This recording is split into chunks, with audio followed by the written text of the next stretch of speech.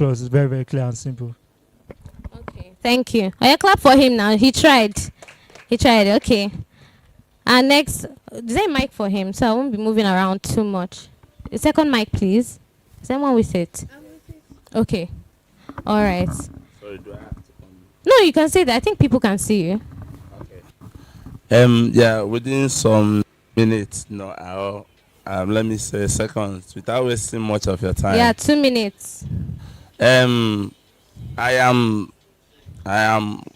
a personal but a public advertiser of my song, of my work.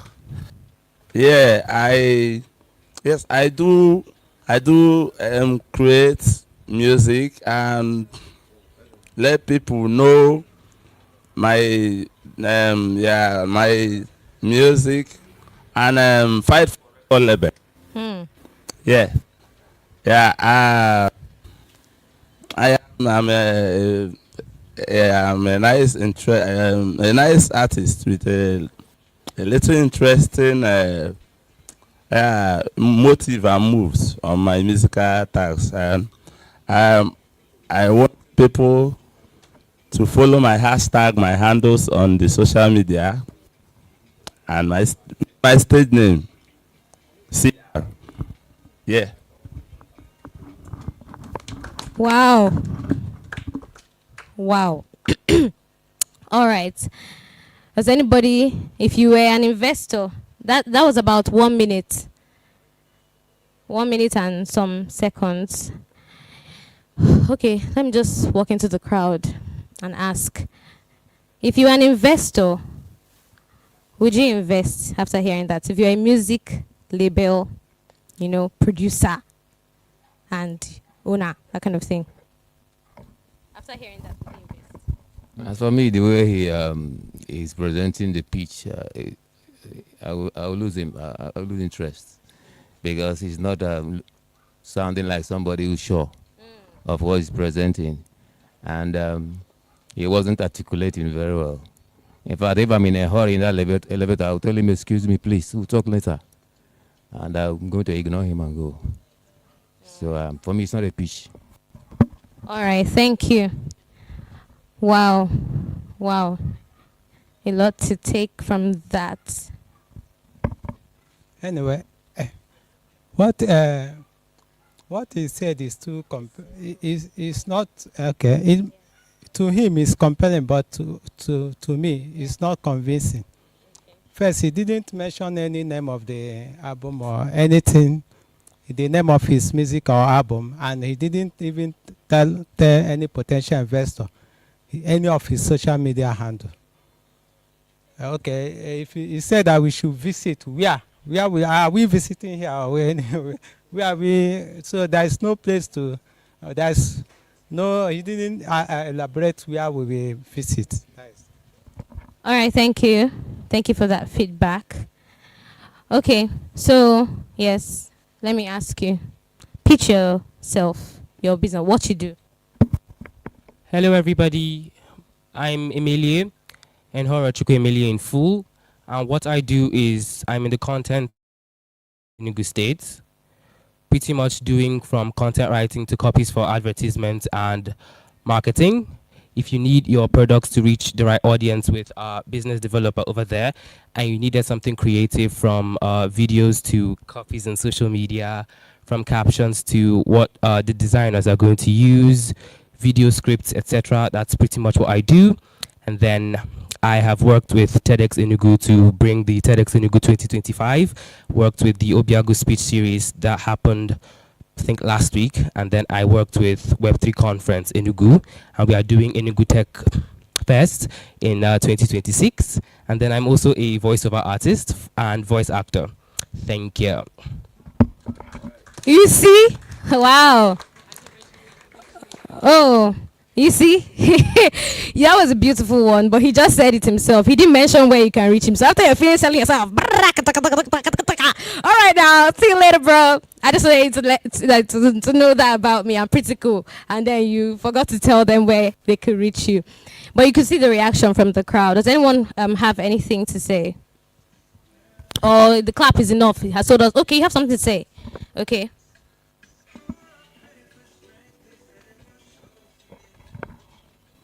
Okay, thank you for giving me the mic to speak. From what he said, I would really appreciate so much for utilizing his time in, like, would I say less than 1 minute or 2 minutes. He was able to give out the information to everyone, and he was so fluent. He gave the points, even though he didn't mention his social media handle, but everything was really amazing. Yeah. All right. Thank you. Thank you. Does any other person have something to say? I think this mic is louder.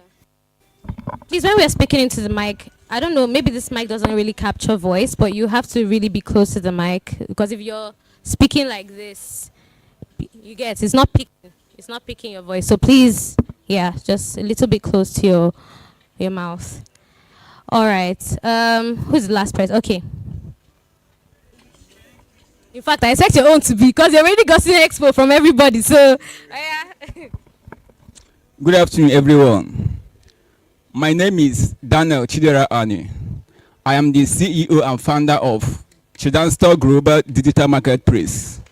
So, Chidan Store is a global digital marketplace that empowers businesses with innovative e-commerce solutions, connect business buying and sellers worldwide. So, with us as a business owner, whether we are selling shoe or whatever we are selling, if you want to expand your customer base, all you need is to join Chidan Store. Chidan Store is just like a Jumia, but here you will be the owner of that e-commerce website. You will manage it by yourself, upload your products. Then you will have a link, so you will not send it to your followers or these influencer marketers, so that they will help you market your products. Once a customer follow your link, then we go straight to your storefront and buy. So our social media handle is Chidan Store Global Digital Marketplace. I'm also a member of 042 Startup Founders. That is all the founders in Enugu State. So I'm a member. So anything about e-commerce, maybe you don't have money, 800,000 naira to get your own e-commerce website. All you need is to join Chidan Store. So we are hopeful that the website will be launched before this year goes down, and we're also hoping that our app will be on Play Store and App Store maybe next year. So thank you. Wow, that was good. Does anybody have feedback? Anybody?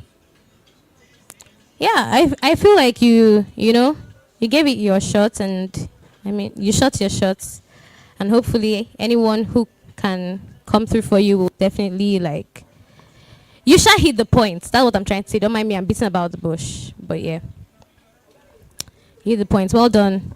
Well done. Hello everyone, my name is Mary Jane Chisomanyehe, and I'm a professional brand designer. My brand name is MJC Graphics.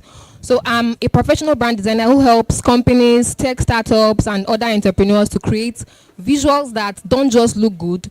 These visuals can actually sell your product or your services, and these visuals can look consistent across your social media platforms.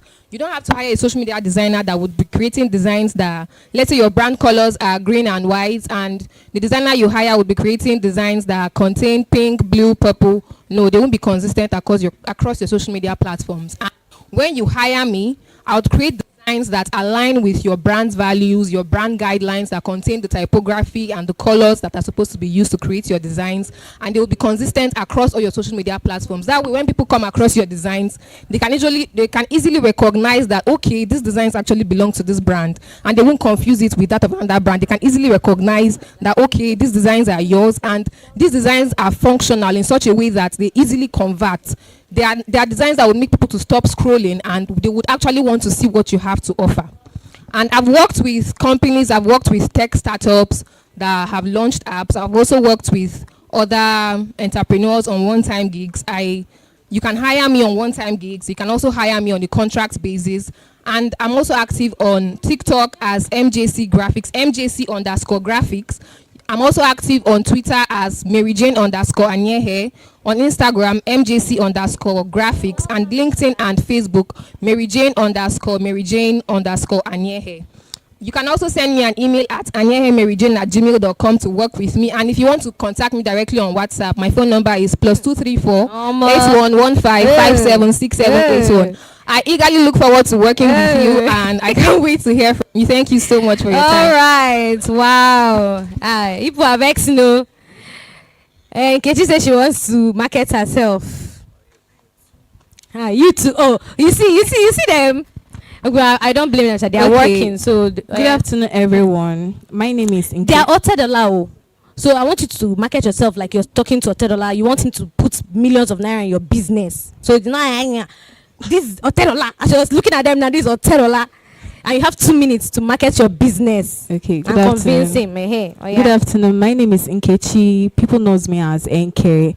A CEO and founder of GLAM by NK. I'm a professional makeup artist, bridals, casuals. I own a walk-in store, and I also own a brand, K-Lux. We sell clothes, corporate wears, chic wears, and shoes, footwears, and everywhere. That's it. Jesus. You, hey, Nkechi, can sit down. I'm very happy we are doing this. Yes, somebody else told me. Where is Oluchi? She told me she wants to.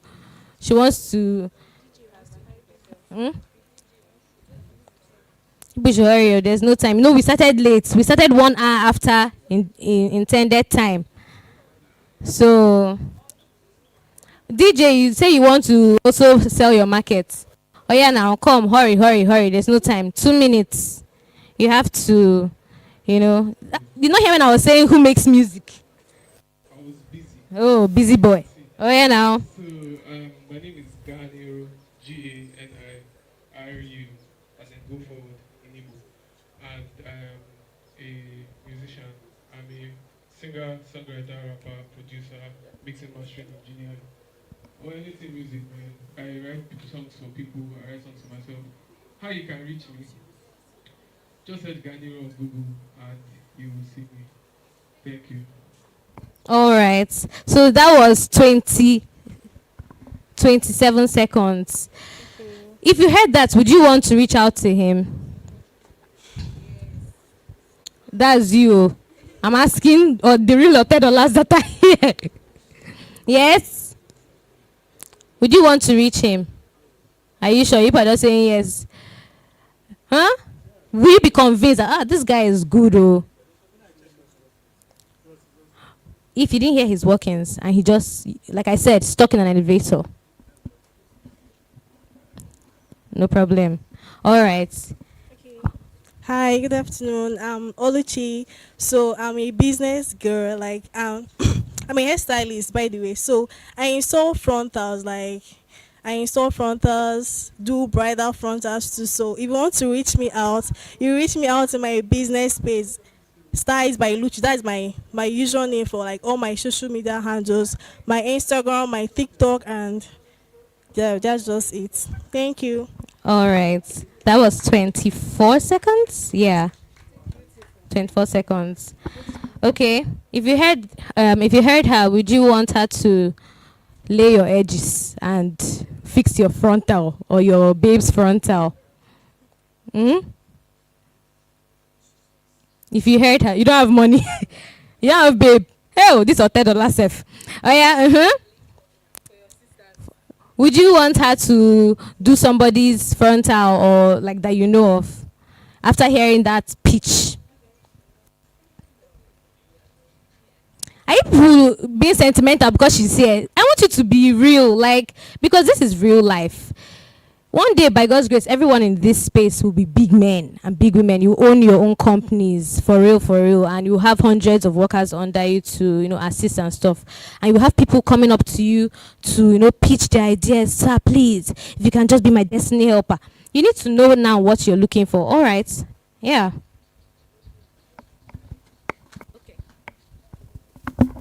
Yeah, from what she just said now, for being bold alone, not just alone, no, but I think I liked everything she said, and I would invest in her business, though it was short and simple. There are some persons you have to say a lot of things to actually get their mind to what you are doing. and some you have to even say short things. So it just depends on the caption or captivation. Okay. All right. Thank you. Okay. She has something to say.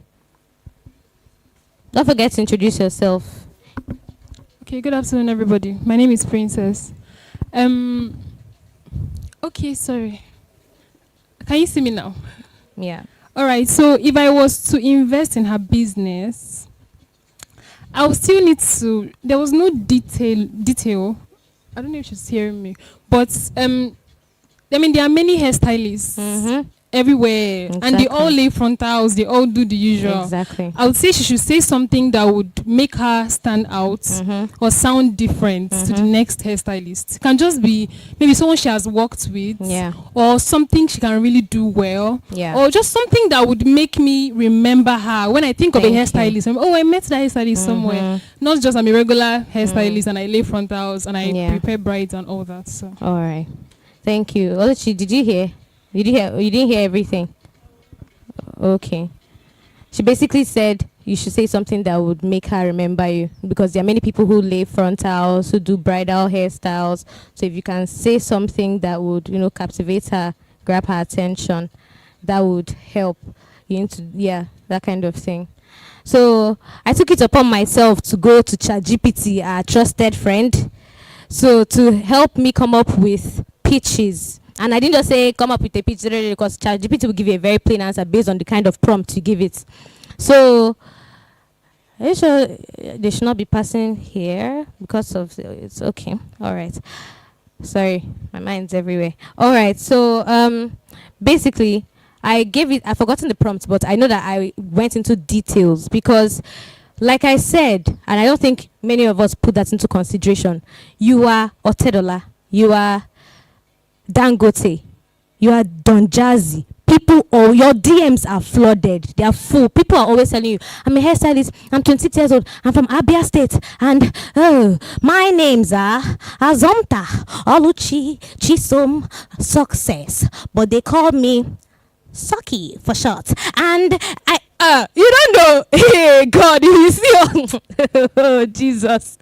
So, I wrote down a lot. In fact, the one that I came up with, I was say, I'm a fashion designer by profession. I do sew clothes, gowns, trousers. Oh, for both men and women. In my area, because I live around Abani.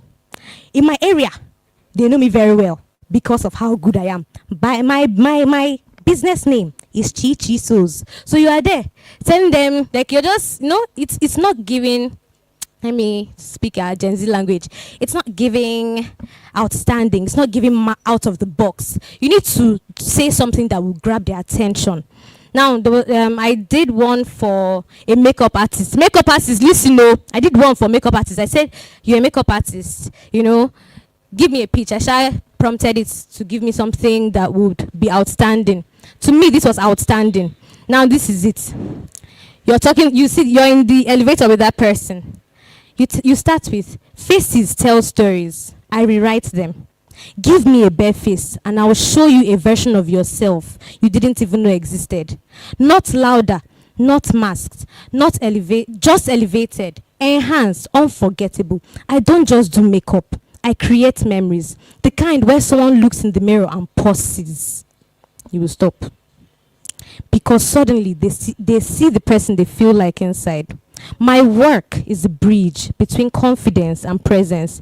If you give me a face, I will give you an experience. One people will talk about long after the event ends.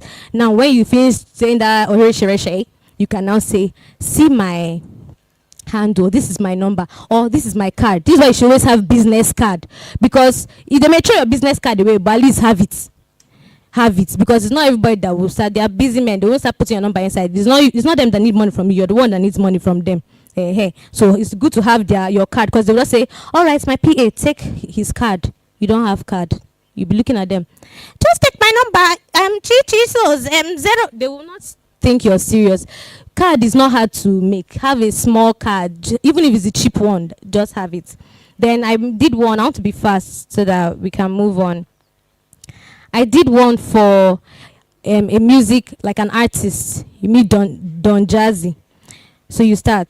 Imagine if sound had a fingerprint, something so distinct that the moment you hear it, you know exactly who made it. That is what I create. My music is not just songs, it's mood engineering. I design tracks that shift the energy of a room, unlock memories people forget they had, and make strangers feel connected for no reason except the beat. I'm not here to be the loudest voice. I'm here to be the most recognizable one. The artist your brain remembers, even when your ears have moved on. Give me 20 seconds of your attention, and I will give you a sound you won't forget. People are not here. People will not clap for that one now. It is the one that they'll say, I am Jesus, and if I saw for you, you need to say something that will stop them in their tracks and be like, okay, let me hear your music. Let me actually give you 20 seconds. The 20 seconds you said, let me give you that 20 seconds. Play something for me. Because you can be genuinely good, but the way you've presented yourself, you have made the person lose interest immediately. Somebody said it here, that the way the person, put out themselves, it was just like, I beg. So yeah, I don't want to move on to the rest because I want us to move forward. So yes, so these things like this will be what some of our speakers will be talking to us about. Some they'll be coming from different angles because this is link up and lift up, so they'll be discussing different angles. Some will be talking on the business, some will be talking about like relationships and stuff like that, connecting. So people should listen. Don't be proud. This business, this relationship thing, is not shyness, it's pride. You see somebody, you be like, she got to walk up to that small girl, that small boy. What does he have to offer me? I beg Joe. Don't be proud though. It's the shameless people that make it the most. And something that I'm beginning to understand. You see the people that post on TikTok and they do funny things and they're looking foolish and they're making skits. There's a reason why everybody's jumping into skits now. People should clock it. Clack it. People should know there's a reason. Because they have seen money. There's something that they're seeing. You're doing, I'm shy. Oh my God, I could never, go online and start doing skit for what. Meanwhile, you're very funny, or you have talent or something. You have something of value that you could offer, but you don't want to deliver it. So this place, this is why we are here. This is why we brought the speakers that we brought. They're here to, ginger us, push us, give us that little zoom that we need to just encourage us to actually put ourselves out there, because we need to put ourselves out there. Are you not tired of poverty? Me, I'm tired though. I don't like poverty. Maybe some of you do, but me, I don't like it at all. So whatever way you can with what God has blessed you with, you have to do the most. So please, I want you guys to join me and welcome our first speaker for today, Mr. Victor Abo. Clap, oh! So when's your turn? They'll clap for you. Can see he's young. So one day you too will invite you to talk to us. You'll not tell us my name is Chichi Sos. Good day, everybody.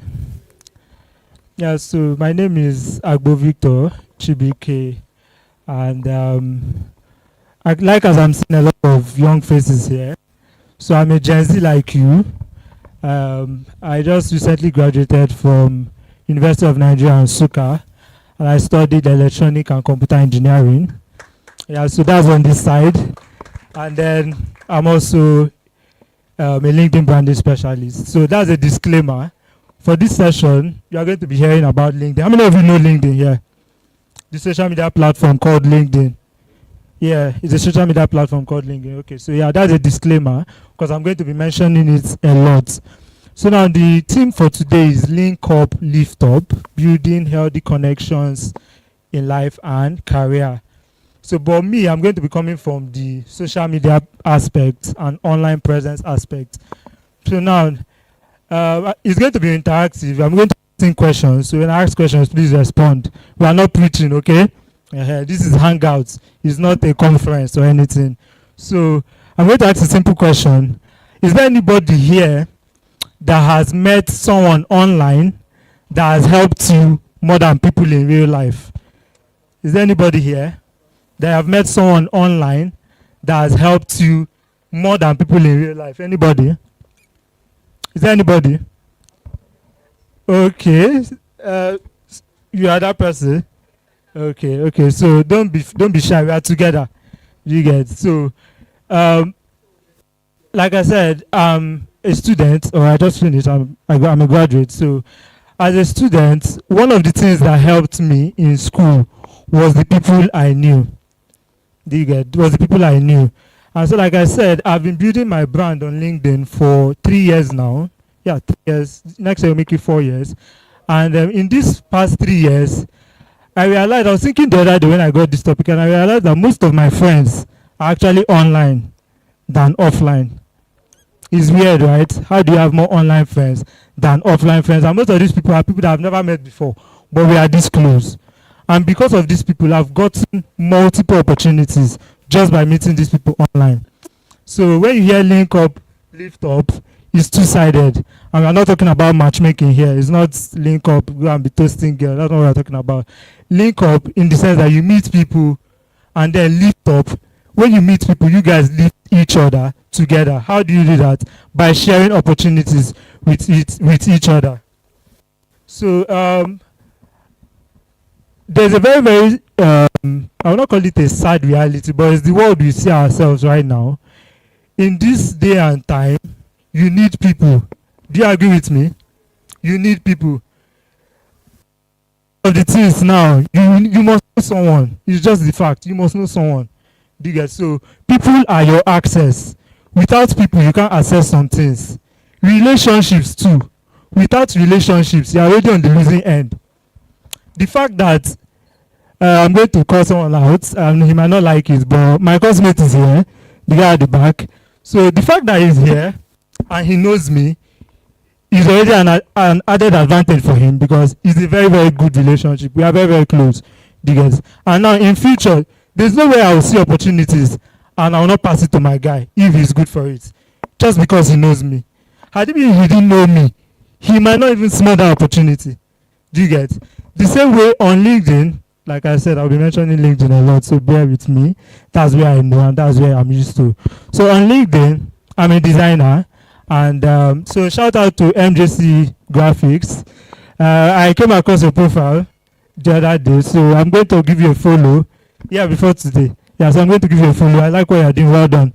So next thing I was saying is that you need people, basically. You need people.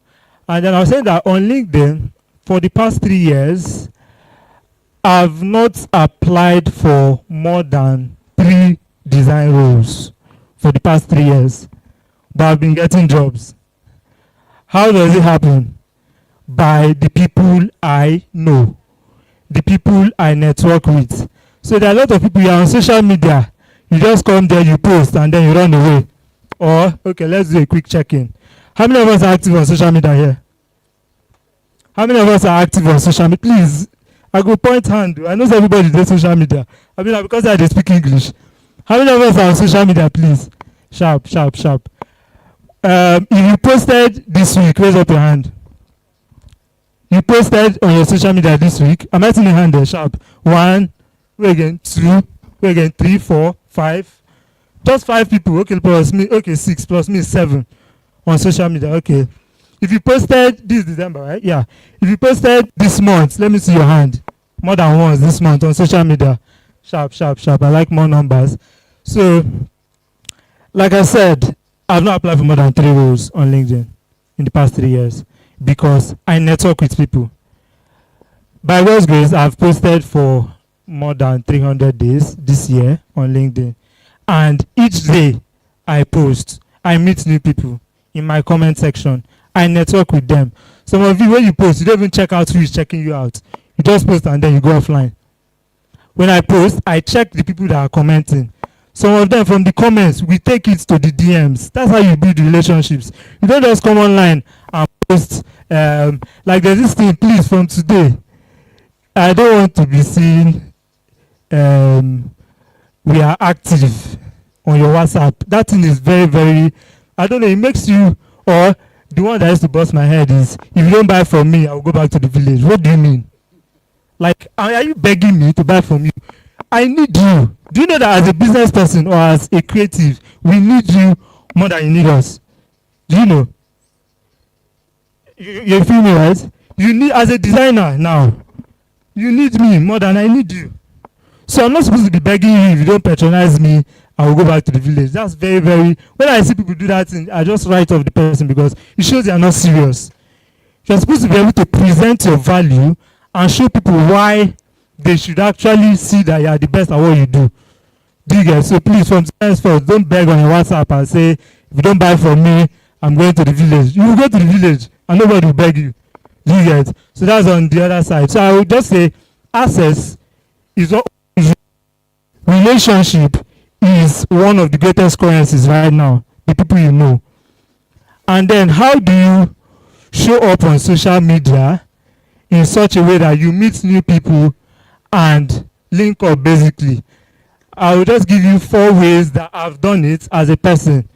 The first thing is, I like this word so much, is clarity. So before you do anything, whether online or offline, you need clarity. So for social media now, why are you doing what you are doing? Let's say you are a social media manager, for example. Why are you doing social media management? You need to be clear on that. Because if you are not clear on that, I tell you, they will tell you consistency. Before you do consistency, you must have clarity. What did I say? Before you do consistency, you must have what? Clarity. Because consistency is hard. I'm not even going to lie to you. Consistency is what? Hard. There's some days you wake up like this. For me now that I post every day, Monday to Friday. On Thursday I woke up, I was not feeling like posting. It's normal, very, very normal. But when you think about why did I start this thing in the first place, it will push you. And then the fact that when you have been consistent for long, if you don't even post, some people enter your DM. It has happened to me before. I didn't post, so I enter my DM, Victor, I've not seen your post. I was like, eh? I've even taken note of the time I post, and she was waiting. I told that CEO I was doing my defense, that I could not post, I'm having a lunch. It was not like, okay, but you tell us. You get, make a post about it and tell us. So before you even become consistent, you must have clarity, because clarity is what is going to keep you going that day that you don't feel like doing what you normally do. Are we following? Then after clarity is consistency. I tell people that right now, what's the trending thing, what's the trending skill right now? Who knows? AI? Okay, yeah, that's very, very valid. But then I think, for me, I feel what is trending right now is faceless YouTube channels. Have you heard of it? Faceless YouTube channels. That's what every Nigerian is watching now. Before you know it now, it will do what? It will cast. And then they will start banning accounts and everybody will run to the next thing. But then what I was saying is that you don't just, because everybody is doing AI, you rush and enter AI. Even if you do it, you have to be consistent before you see, especially like this online thing. If you are not consistent, nothing for you. What did I say? If you are not consistent, nothing for you. Because in this whole online space thing, there's what we call, I think this was one of the first things I learned when I started the whole online space thing in 2021. It's called the KLT factor. What did I say? KLT factor. What does K stand for? No. So before people even buy from you, they must know you. The next thing is what? Like. They must like you. The last thing is trust. And to achieve this whole factor, you must be consistent. And it's not a 1 month thing. It's not a 2 month thing. That's why I usually tell people, if you want to be active on social media, give yourself 6 months or 3 months to 6 months and 1 year. So that people get used to you and know you for something. If you are not known for something, they are going to, I don't know how will I put it, they are going to put a name on you. So it's your place to direct them on what they should know you as.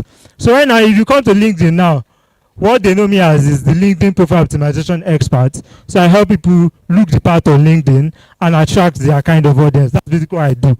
Some people even, to show you how consistency works, right now, they get, can you guess the name? Since I help people optimize their profiles, they started calling me LinkedIn profile doctor. What does an engineer have to do with LinkedIn profile doctor? Do you guys? Just because I've been consistent over the years. And finally, this is something that I switched in just 1 year. So in 1 year, from January till now, I've been able to build a consistent name for myself that people now know me for this particular thing. Now, after consistency, the next thing you need to have is visibility. Because you can be consistent, nobody they see you. And it is very, very painful. That's why when people lament and tell me that, I posted for 30 days and I'm not seeing, like, oh, it's only one like. If you used to post and you have one like, please raise up your hand. Or everybody here is an influencer. If you post and you have 10 likes, that's your highest likes. Raise up your hand. Wow. Say the truth, oh. Please, say the truth. It depends. Okay, exactly. So the algorithm can be very, very funny. So for you, you have to be very, very visible in order for the whole consistency thing to work. So how do you become visible? If you are intentional about building an online presence, you need to show up in the spaces where your target audience are. So now target audience are the people that you are trying to reach. So let's say you are a designer, you are trying to reach health brands, wellness brands, fintech brands, tech brands. These are your target audience. So for you to be visible to these people that you want to pay you money, you need to show up where they are. In their comment section, in group chats. These are the places to show up so you can be visible. Comment on other people's posts. I see some people here, you post and then you just run away. And then you expect another person to like your post. It doesn't work that way. How social media works, especially on any platform, if you want people to like your posts, you have to engage with other people. There's no two ways about it. So currently now, I spend 3 hours to engage on LinkedIn. From 6 a.m., what am I even saying? Almost 5 hours. I post by 8 a.m. So I start from 6 a.m. till 10 a.m. What am I doing? I'm engaging. Before my post goes, I'm engaging. Once my post is live, I'm engaging. And when you see me maybe getting hundreds of likes, don't think it's magic. I've put in the work. But someone will come that morning, just scribble one rubbish post and go offline and come back in the afternoon and you're expecting to go viral or to get a lot of likes. It doesn't work that way. For you to be visible, you have to give, and then people will give back to you by engaging on your post. Then the next thing I will talk about is authenticity. Authenticity. There's this notion that when you are in the online space, you have to package. And I feel like that's a very, very bad notion, because what people actually want from you online is the real you. So we are not expecting any polished person. Nobody is perfect. Do you get? So we are looking for that real you. That's why a lot of people that use storytelling and show you their process. Give you a typical example. That's why you like all these get ready with me videos. How many of you watch them?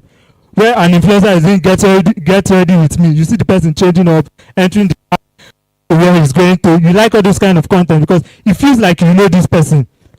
That is an authentic content. If you want people to know you, like you, and trust you, you have to be authentic. Be real. Don't form what you are not.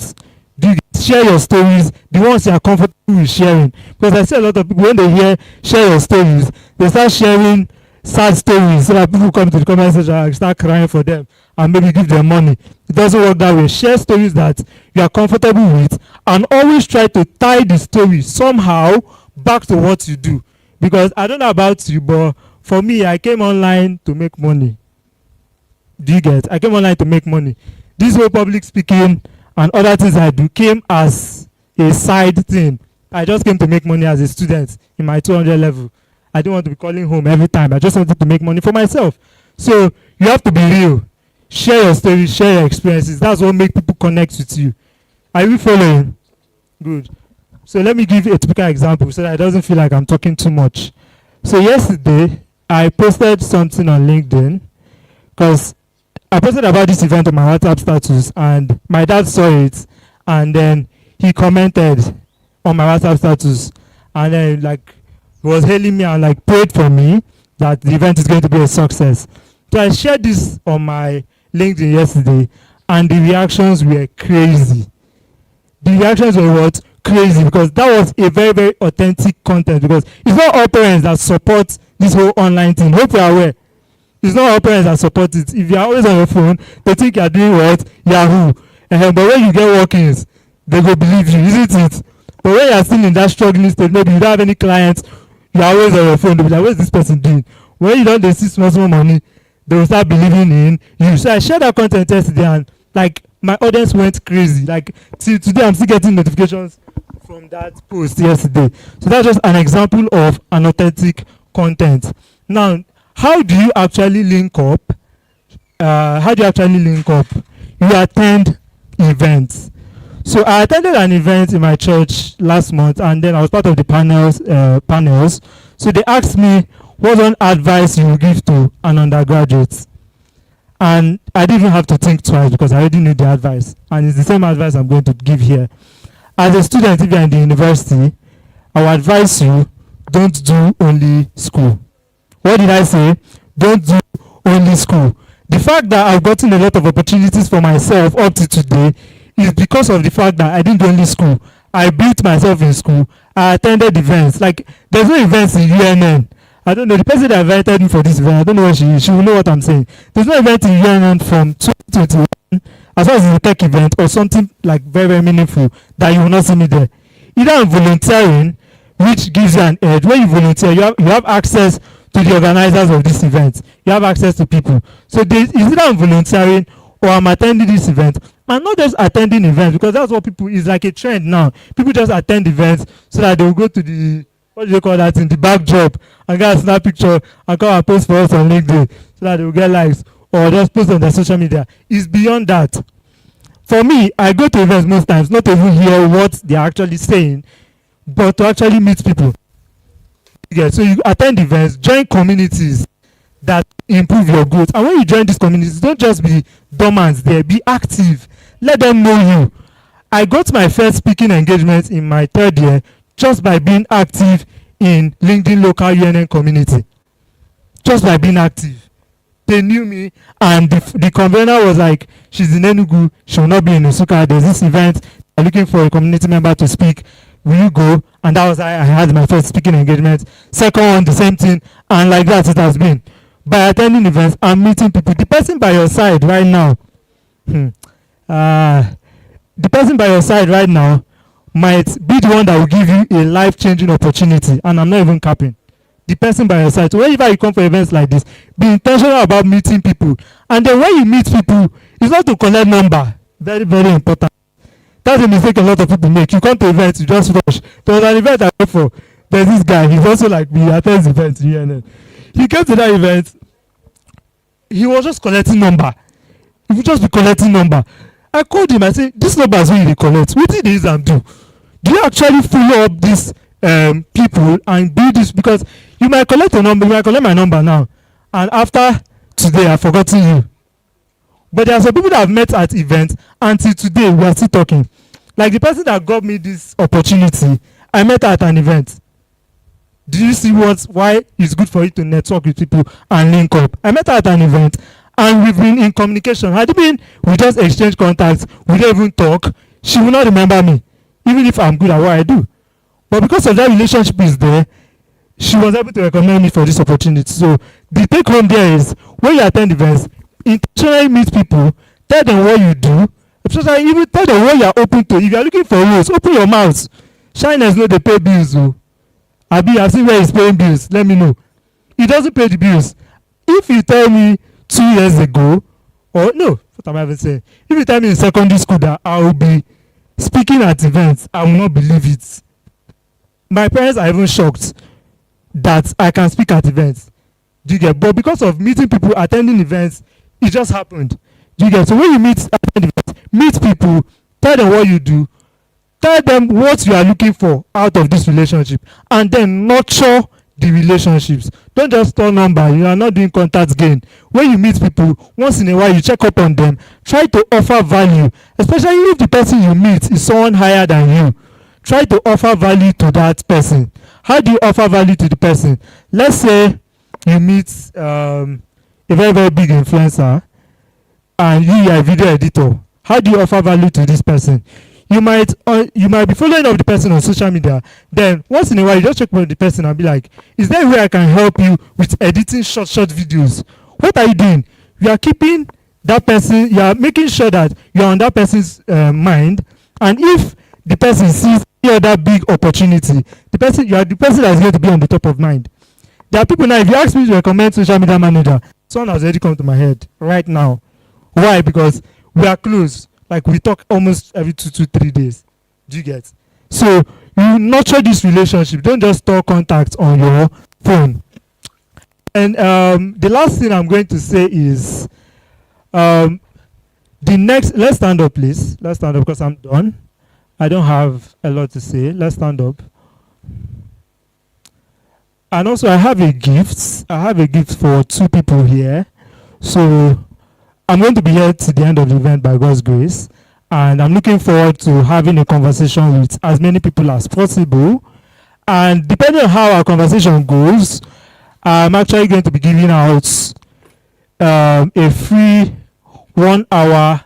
So that's for people who are actually interested in building their brands on LinkedIn as a creative, please. If you are a service provider, social media manager, ghostwriter, whatever you are, content writer, and you're looking to build your brand on LinkedIn in 2026, I'm actually giving out a free 1 hour clarity, like consultation basically, to help you plan and then position yourself better on LinkedIn for 2026. So we are going to close with it. Let's repeat after me. The next best time to start linking up was yesterday. The next best time is now. Let's say it again. The next best time to start linking up was yesterday. The next best time is now. All right, thank you very much and God bless you.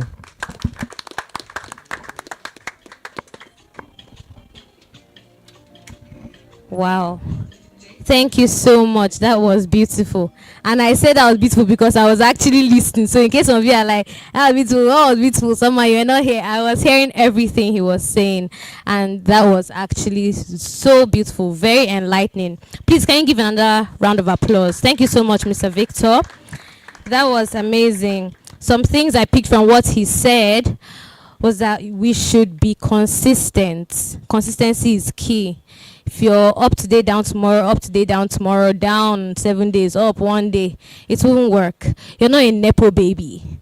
And for our older generation that doesn't know what Nepo baby is, it means you're not Otedolas child. You're not Dangote's child. So you're not going to do 1 post per year and think that 1 post you did will get, and you're forming mysterious kid. My brother, you're not mysterious. You don't have content, and you're not serious, and you're not hungry yet. Because if hunger wires you, it will push you to post. So yes, one thing he said is be consistent. Visibility. You need to know how to position yourself so that you can stay top of mind, tip of tongue. That was something they taught us in school. And then authenticity. Authenticity. More English. Yeah, so stay authentic. You want people to remember you for, you being yourself. Don't, when you now reach a certain place, people know you, that this is your brand. Maybe on your online, your brands that you speak Igbo in your Get Ready With Me. When I meet you, suddenly you're doing, hello, my names are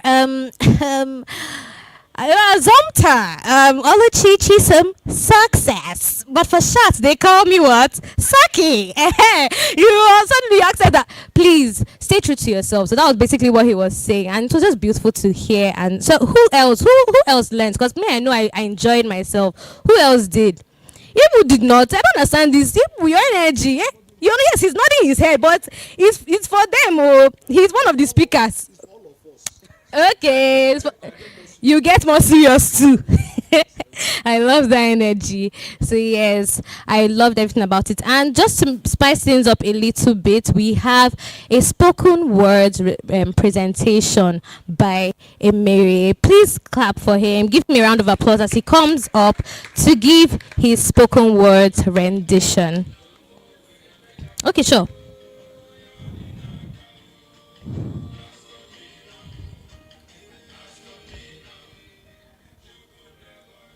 Hello again. I'm giving a poem piece that I wrote for the start of next year and the ending of this one. Because let's all be real, this year has tried and seen us finish. So we have to go into the next year with a new sense of hope, burying the bad things of this year and moving in with a brand new sense of self, whether you're trying to burst out onto social media or start that thing you've always wanted to do. I feel like we have to bury stuff before we can properly move on. So this piece is an ode to that. It's called 18 Days because it's 18 days to the new year. Thank you. In about 18 days, we would have made a complete rotation for another year. A full circle comes to an end, my dear. What have you learned? What is this new thing you fear? Soon we'll all be screaming Happy New Year, even when some of our smiles don't go from ear to ear. You're older now, about to fail in new ways. You've got skin for a few more death rays. Don't be scared though, it's only for some of the days.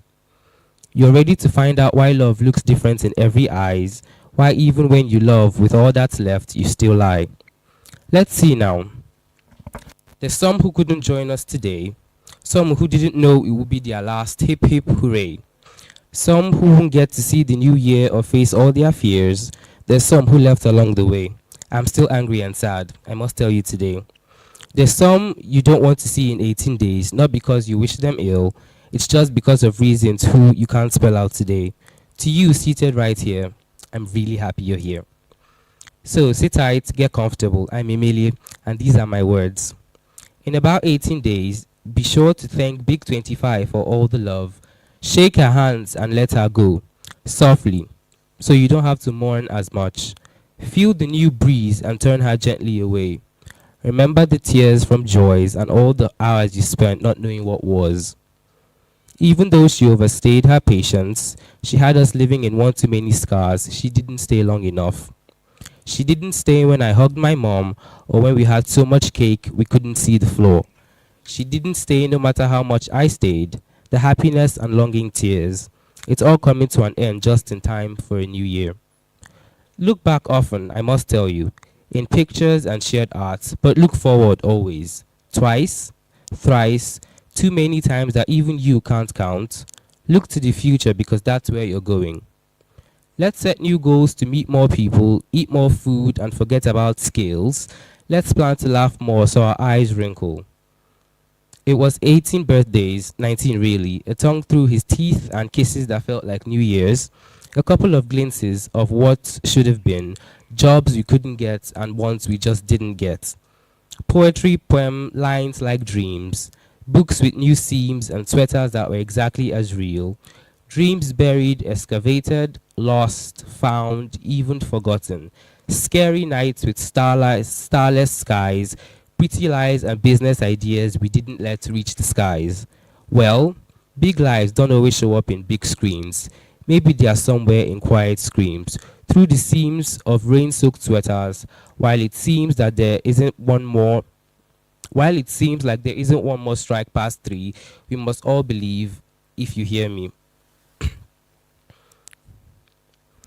I'm grateful for me, I'm grateful for you, I'm grateful for all that we have, I'm grateful for we, I'm grateful for us. It's been a beautiful ride, but God, was it a wonderful year. To the ones who hurt me, I hope you realize that I forgive you. I realize it's your first time here too, so don't think I'm going to blame just you. I was loud, and you weren't too proud of the actions you had to make. Maybe you were calmer with just the right bake. So please, know that I forgive you for calling out my thighs and all the things I don't remember before God, women, and all the world seated here today. If we have tomorrow, we still have time. Listen, next year. No, today is a link up to the right persons for a lift up to the right places. So, goodbye to all the memories. I promise I'll see you soon. It's cheers and hello to a brand new season. Thank you very much.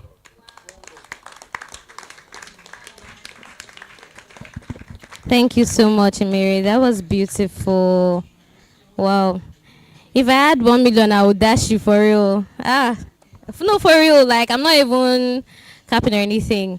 Beautiful rendition. I loved it. Who loved it? Who else loved it? Show some love. Show some love. Show some love. That was beautiful. Thank you. Thank you so much. Wow. Nigeria, we have talent too. We need to come out more, show yourself. You never know. now their video and they'll post it. You don't know who will see this post, and so they say, who is that guy? Let me bless that guy. You don't know, and this is how it happens online. I'm sure you have seen it online. Somebody just say, please, can someone send this person's account number? I just want to bless him or bless her. Thank you so much. All right, now we'll get to our next speaker.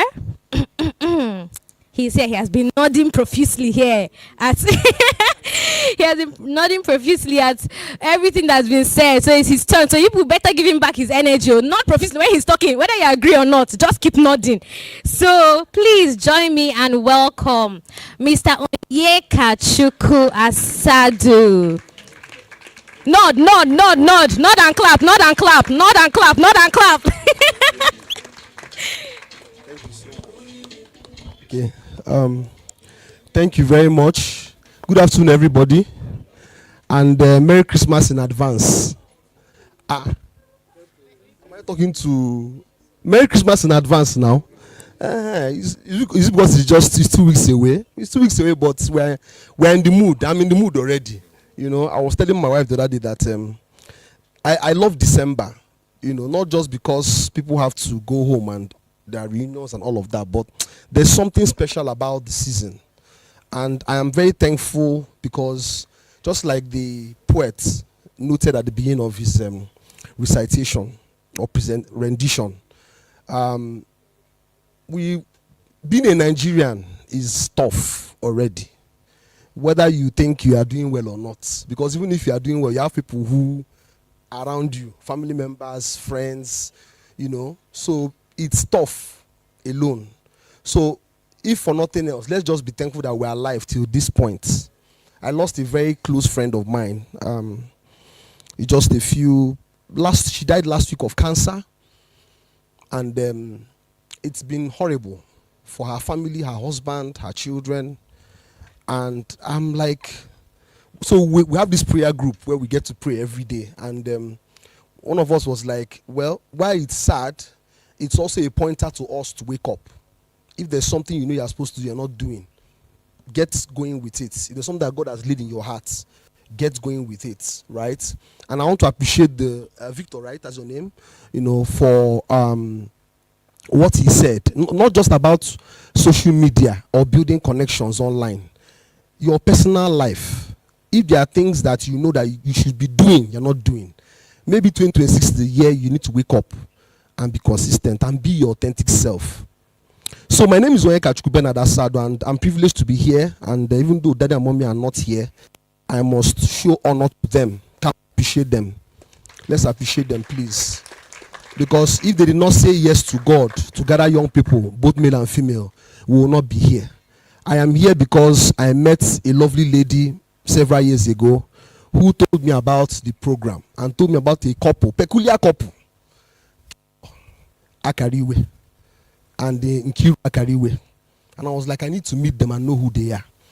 And especially that woman is my wife today. She's a member of the Young Ladies Club, even though she's not here. Yeah, she's a member of the Young Ladies Club. And I got involved in GMC, or we call it GWAM or BWAM now, Brothers with a Mission, or Gentlemen with a Mission, right? And we meet. If you're a gentleman here, if you've not attended our meeting, I want to invite you every first Sunday of the month. We gather here every first Sunday. We are looking for more young men. You know, if you are secondary school, let me not say 18 and above, because we have some secondary school students who come around. So you can learn one or two things about what it means to be a real man. A real man. Are there real men in the house? Real men? So I'm not alone. Let's clap for ourselves, please. And let's appreciate the ladies. I don't know your slogan, but I appreciate the young ladies. Let's clap for the Young Ladies Club, please. Right. So I also want to appreciate all those who have stood here before me to say something. It's not easy. I've learned a lot of things, including those who are making pitches. I'm impressed. I came from another event where I went to speak now. And it was mostly females. It was a girl summit. But I was asked to come and just one or two words. And one of the things we are taught on is how to make a pitch. Because some of them were asked, how many of you saw the video? The recent Twitter X, where Don Jazzy asked someone to say what she wanted to be done for her. How many of you saw it? You saw it, yeah. And I mean, people were, of course, Nigerians, they will, you know, and that shows what happens when people don't come from the right source, or people are not properly prepared for opportunities. Someone is asking you, I'm so impressed with what they said, because there are people that will come before you now, and you ask them, if I give you 1 million naira, what do you want to do with it? They'll start telling stories. Meanwhile, they look like they even need that 1 million naira, but they don't know how to say how they need or why they need it. So as a young person, you prepare yourself, you want to showcase what you have. Like he said, it's important for you to first of all identify what is that problem you want to solve. Prepare it, package it well, and then also know how to communicate it in a way that if someone wants to invest in that thing, or someone wants to patronize you or refer you elsewhere, he will not disappoint him. Are you getting what I'm saying? So I'm here to talk about mentorship. If I have to talk about mentorship throughout the whole year, maybe half of the year, we've been talking about it one way or the other. I have spoken, Ogujide has spoken, Dada Kariwe has spoken, you know, but I'll try to make it, because I have less than 10 minutes to speak, so I'm going to be brief. So I'm sure most of us have heard the word mentorship. Am I correct? Anybody here who has not heard that word before? Mentor, maybe the young lady behind has not heard it. The babies. But I might be surprised. She might have heard it. Anybody here never heard the word? Okay. So when we hear the word mentorship, I like to engage. So let me go to the ladies, because I've been talking to the guys a lot this year. So I would like to, any lady that is willing to say something, please. I would like to hear from you what you think mentorship is. Yes? Okay. Mentorship, what do you think it is? Should I start? Feel free. This is a hangout. Feel free. Okay. My name is Joy Efrenia Idarobong. Thank you for giving me the floor to speak. Yes, mentorship is something I don't joke with, right? Let me say, starting since 2019, when I first had depression in school some years ago. I was really devastated. But it was then I had the mentorships that has shaped my life for good. I've had several mentors on different things. It could be a mentor for mindset training. It could be a mentor for, graphic design. Not just that. Mentor for different things. I've had copywriting mentorship. I've had, what then again? I had mentors for a lot of things I couldn't even remember. Even then I had mentors that I observe from a distance, even without talking. I observe them from a distance. So mentorship is something unimaginable. That's someone you look up to. You want to be like that person. Some might even be every day they wake you up. Do this, work with this, do something of that nature. You have someone that holds you by the hand and show you what you're meant to do every day to be the best version of yourself. Let's give it up to her. She has made my job easy.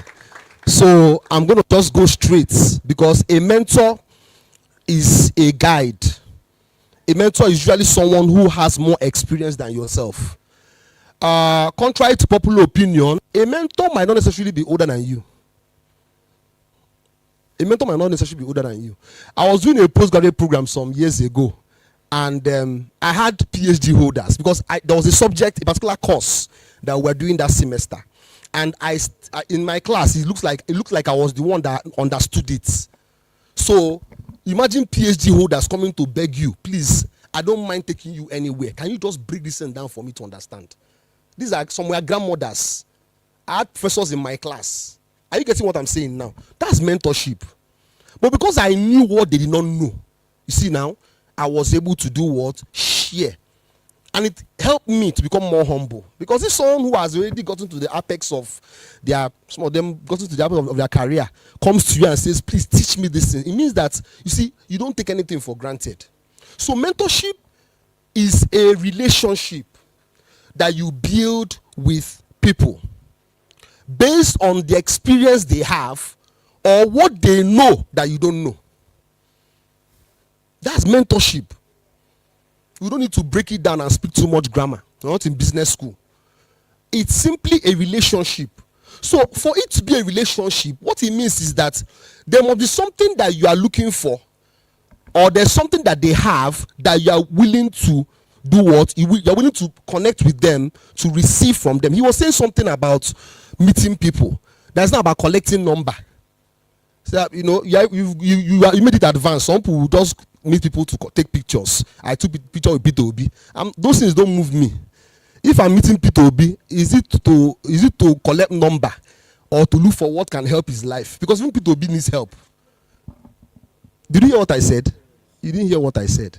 Even Peter Obi, there are people that he's looking for. Every day he's thinking, I need help in this area. How can someone help me?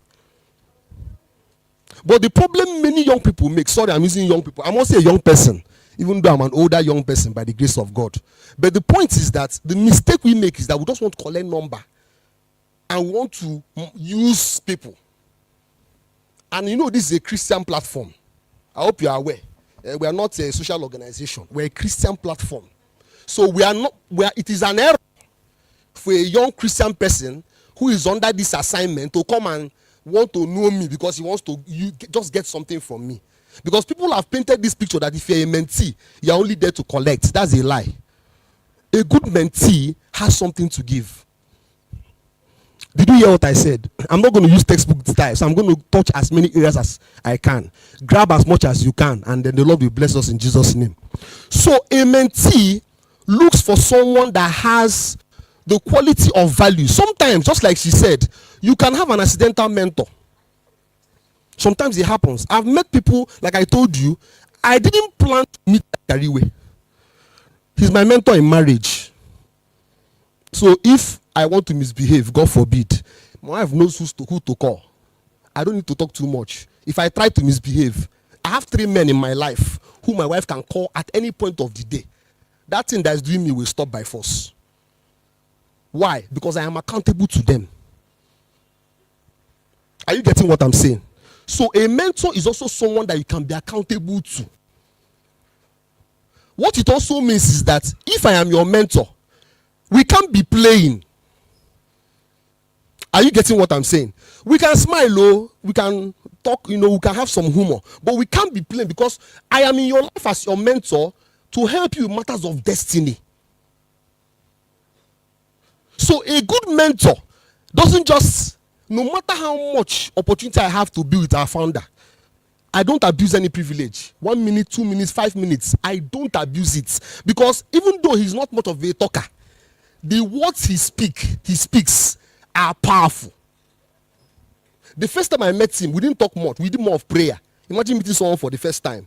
And within that 30 minutes of talking, he spent more of praying than talking. Because we connected. How did I meet him? My wife invited me. He asked us to come to his house, to his office. Because we are planning to get married. And then he said, I would like to meet that young man. And so after work, I came in from Osaka where I was working. And I came down to Enugu. And went to the office and we sat down to talk. We didn't talk much. He just gave me one word of scripture. He didn't ask me hanging questions that didn't have deep questions that have followed me till today. That's a mentor. A mentor will ask you a question that will rewind the way they set your brain. Are you following what I'm saying? So you cannot be following everybody because you went to an event and he's a politician or he's a bishop or he has a big business. No. Why are you connecting to this person for mentorship? Why are you submitting yourself? Because mentorship requires submitting yourself. Are you following what I'm saying? So if I'm going to be your mentor, it doesn't mean that I have to use you because I'm also against it. But at that time when I have to spend time with you, as your mentee or as my mentee, what are the things I am also getting from you in terms of sensible questions, in terms of service, in terms of service? There are opportunities I've had I did not have to pay for just because I spent time with somebody serving him. Mentor. Maybe I go to his office and what can I do for you today? Where can I help? Sometimes in the process of helping, he will sit you down. Let me share some things, secrets with you. Sometimes the process of, sir, your wife has not been around for some time. She's been traveling. Are there things, domestic chores I can help you with? Are you getting what I'm talking about? I'm not talking about eye service, so where you come to do because you want something. No, you are genuinely coming from a place of service. I started volunteering with NGOs at the age of 16. 16 years old. Imagine a 16-year-old boy. Those days in GRA, the popular thing was to hire a bicycle. Many of you will not know. That's IMT. That's where you have the Chase Mall now. Before Fidelity Bank, there used to be a place where they park bicycles for rents. 20 naira, 25 naira. So holiday boys will save. Then they'll go and pay for bicycle. And they're riding around the entire GRA from morning till night. But this young man said, no, I don't want to waste my time riding bicycles. I want to serve somebody. Because I have a heart for service. So I joined these non-profits. We'll just come. We used to work in the prisons. They are still working in the prisons now. They have an office in GRA. I'll come. I didn't know what. I just knew that I wanted to come and provide my time. It was that I started learning how to talk to people. It was that I started learning how to. Then it was letter writing. We didn't do and the mobile analog telephone. Okay. Analog telephone. Sorry for that. Analog phone. So the best ways to write proposals were, email was not very common like that. You have to write and then go to DHL. They will courier send it somewhere or FedEx. Do you understand me now? But it was while I was 7 as a secondary school student, and by the end of my 2 years holiday, 2 years, the ED of the organization called me because I wasn't on salary, and he said, "I like the way you've been coming here all this while. What is your next step?" I said, "I want to write WAEC. I'm going to SS3 now. I'm going to write WAEC, and I want to go into the university." That was how my journey to writing WAEC. We were first to write WAEC and NECO. Writing WAEC and NECO free of charge. Paying my school fees for one session, that's SS3. And then paying my first year in advance. That's how the journey started. And I went to university on scholarship. This is a true life story. Why? I didn't just come because I wanted to learn. I had something to give. Some of you have, when there's holiday, you are looking for, like he was saying, you are pressing your phone from morning till night. If you don't have, even if you want to build yourself digitally, you can look for a place. Sorry, you own a place, you own a shop. Is this what you do, or you are volunteering? Sorry, I'm asking. Okay, he's volunteering. Now he's volunteering. He's volunteering. Some of you, your journey is like, because the first thing to mentoring is you need to know what you want. What do I really want for myself? What do I want to achieve in my life as a human being? When you've identified that, then like he said, community, go for events. He is going for events. Are you done with school? You are graduating, congratulations. He is doing in UNN. He didn't have to travel to UBEN or travel to Unijos or Abakaleke. UNN is a community. In that same UNN, maybe you have an interest in writing, research writing, proposal writing. You go to your lecturers. Don't be those people that one lecturer sees you. That stupid boy. He's a useless boy. Even when they don't know your reg number, they know you. Be that person that you can give your time. Sir, I want to be your research assistant for free. Don't pay me. I'm not doing it because I want scores from you. I'll work hard. I'll prepare for my exams very well. But I want to learn. That's how many people go into the world of research. And they're making money from it. Because they served somebody. I don't know if you're getting what I'm saying. So you identify what you want to do first. And then after identifying what you want to do, the next thing is, sometimes it's in the place, not sometimes, all the time. Some of you is in church. I know the best caterers in this Enugu, the best event planners in Enugu. Where did they come from? In church. Some started by following somebody. And let me also shock you. Sometimes your mentor will not always be a very good person. This may sound very hard. We don't like listening to these things, but it's true. I've had a very bad boss. I worked with for 5 years. Bad.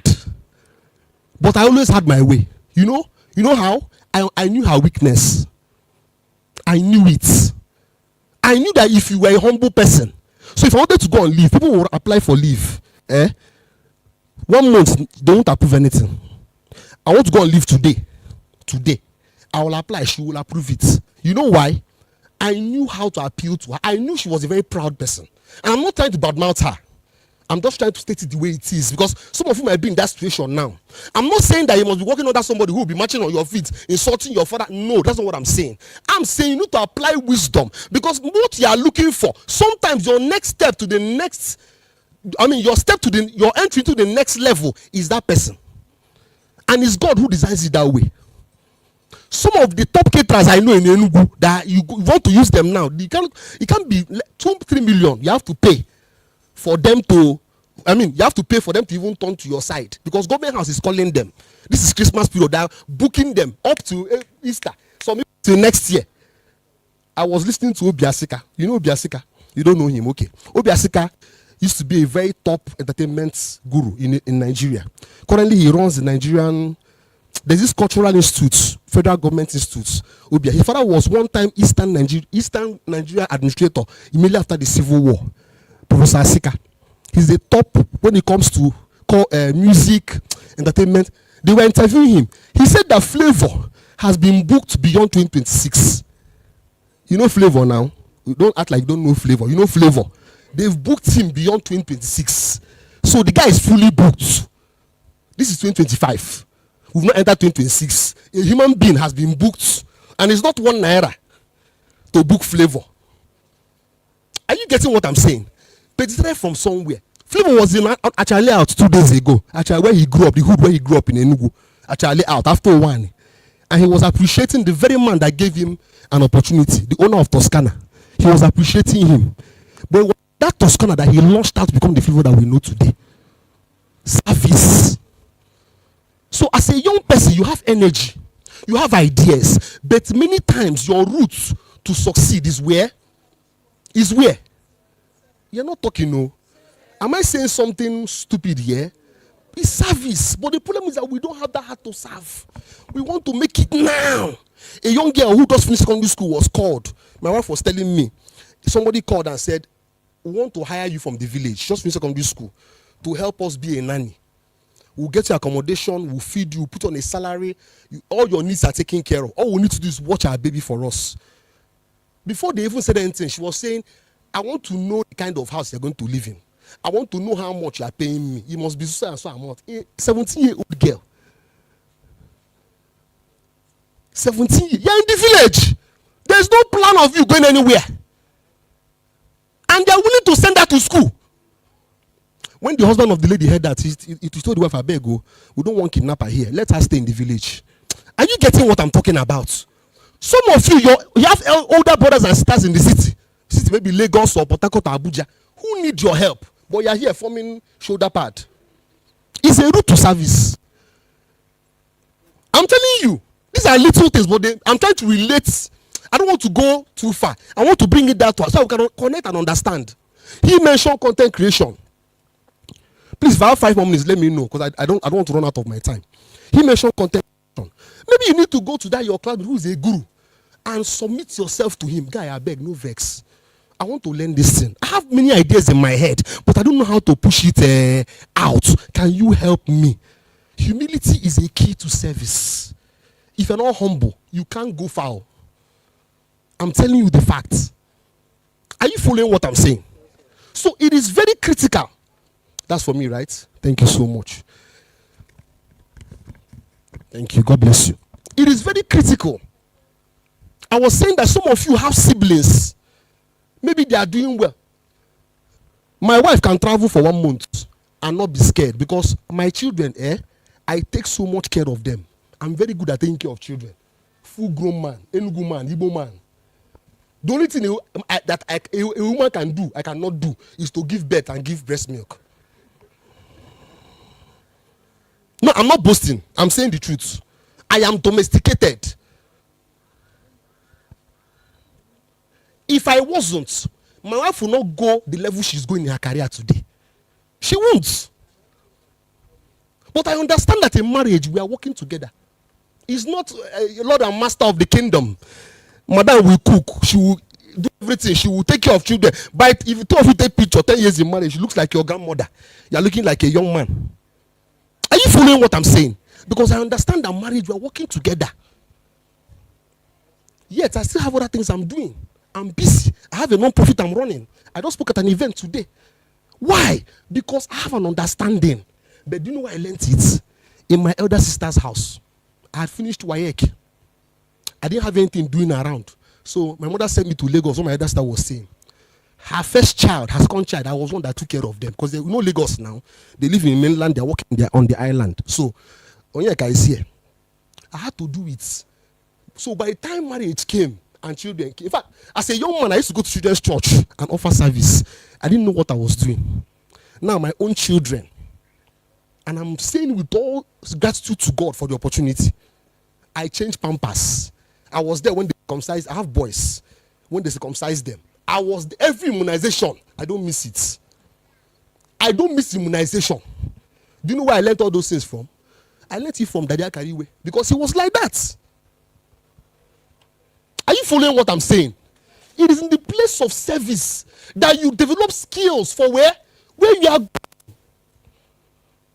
And you see, if my boys are here, they won't sit down with you. The GWAM and GWAM guys, they know. They're always around me. As I was here with him now, they called me 3 times. Daddy, where are you? Their mother is there. You know why? Children don't forget the person that gave them love. They don't forget it. It's not about buying them toys or taking them on holiday to London and UK.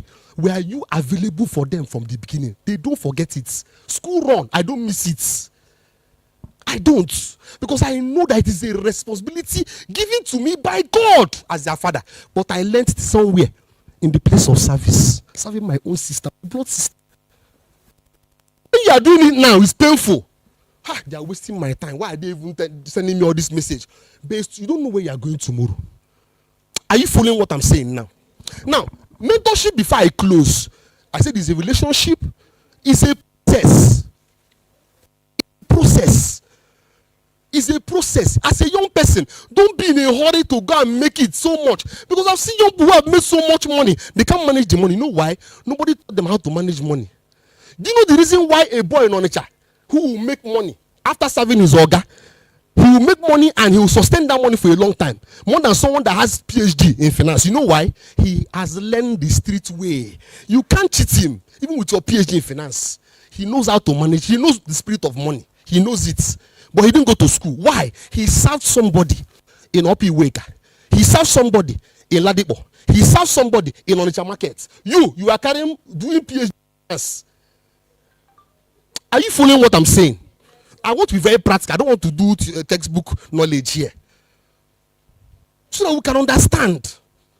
So as a young person, don't be too proud not to submit yourself to somebody to learn. You have a day. If you have, it can be a shop. It's not your parents' shop. Maybe you don't want to know better. They can't serve there. And you know, an idle man is devil's workshop. You are at home, you're not doing anything. Only pressing phone. For data you can't even afford to buy. Why not go and submit yourself? There are many boys who are doing graduates. They are doing makeup. They are doing manicure. Christmas now, their account is fat because they humble themselves. They humble themselves. You, with all your iPhone that you know how you save money to buy the phone, or how you pressured one uncle to send the phone for you, you know it's not taking you anywhere. So what is the essence of it? I was in Ungo. We did a boys summit in Ungo some weeks ago, and I was telling the boys there, you have many gym in Ungo. There are many gym houses in Ungo. I said, go and offer to be a secretary. Yes. Go and serve. Yes. You are asking me, sir, what can I do? There are cyber cafes there. Go and learn data processing. When you submit yourself to learn, you start learning how to press computer. You learn word processing. You learn Excel. And thank God for YouTube. You don't need anybody to teach you again. Some of you have fashion sense. Before waiting for when you go and meet the day you meet Vicky James. Before waiting for the day you meet Vicky James, look for that shop near your house. That woman that knows how to cut, because the rule is knowing how to cut and size up, and how to measure and all those things. How to check a texture of material. Oh my, am I right?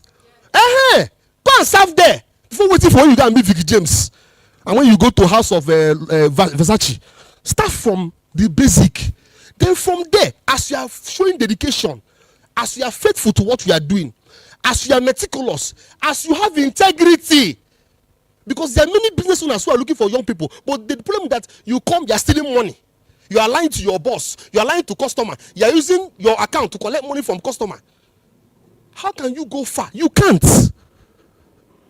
Some of you are good in events management. You know how to, if I tell you now, organize here for me. I have a boy in my office, he does that. He's making money for me. The people are calling him.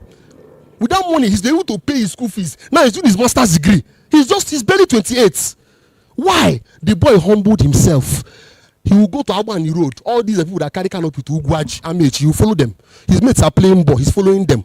They are building canopy, putting canopy, dismantling canopy. Before you know it, he has learned how to do it. Now he's now doing his own thing.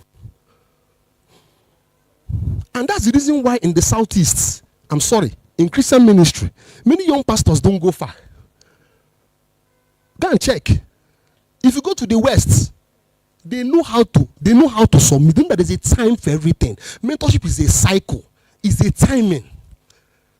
I'm not saying go and stay with someone that will use you or manipulate you. No, that's not what I'm saying. I'm saying if you have the right authority, who has given you a heart, who with a heart of joy has opened their doors to you, giving you access to their materials and everything, go and submit yourself. Don't make money the goal. Because if you make money the goal, you will crash. Is somebody hearing what I'm saying? I didn't go to read books on marriage or family. I spent time with Dada Kariwe. I spent time. Some of you are praying for a good husband. Are you a good wife material? In the office, there's that woman that speaks so kindly about her husband. Have you gone to her? Please let me help you to write this thing. From there, you start learning. She'll be telling you, this is how we do it. This one day she'll invite you to her house. Ina ferugo manini eba na bebere eje na nke Jerry eze motutu ije na nke Selman ije na nke Onya. Meanwhile, you have not learned the secrets of family life because you don't want to submit. And finally, if you are a child in your family, be obedient to your parents, because the foundation to success as a child, as a young person, charity begins at home.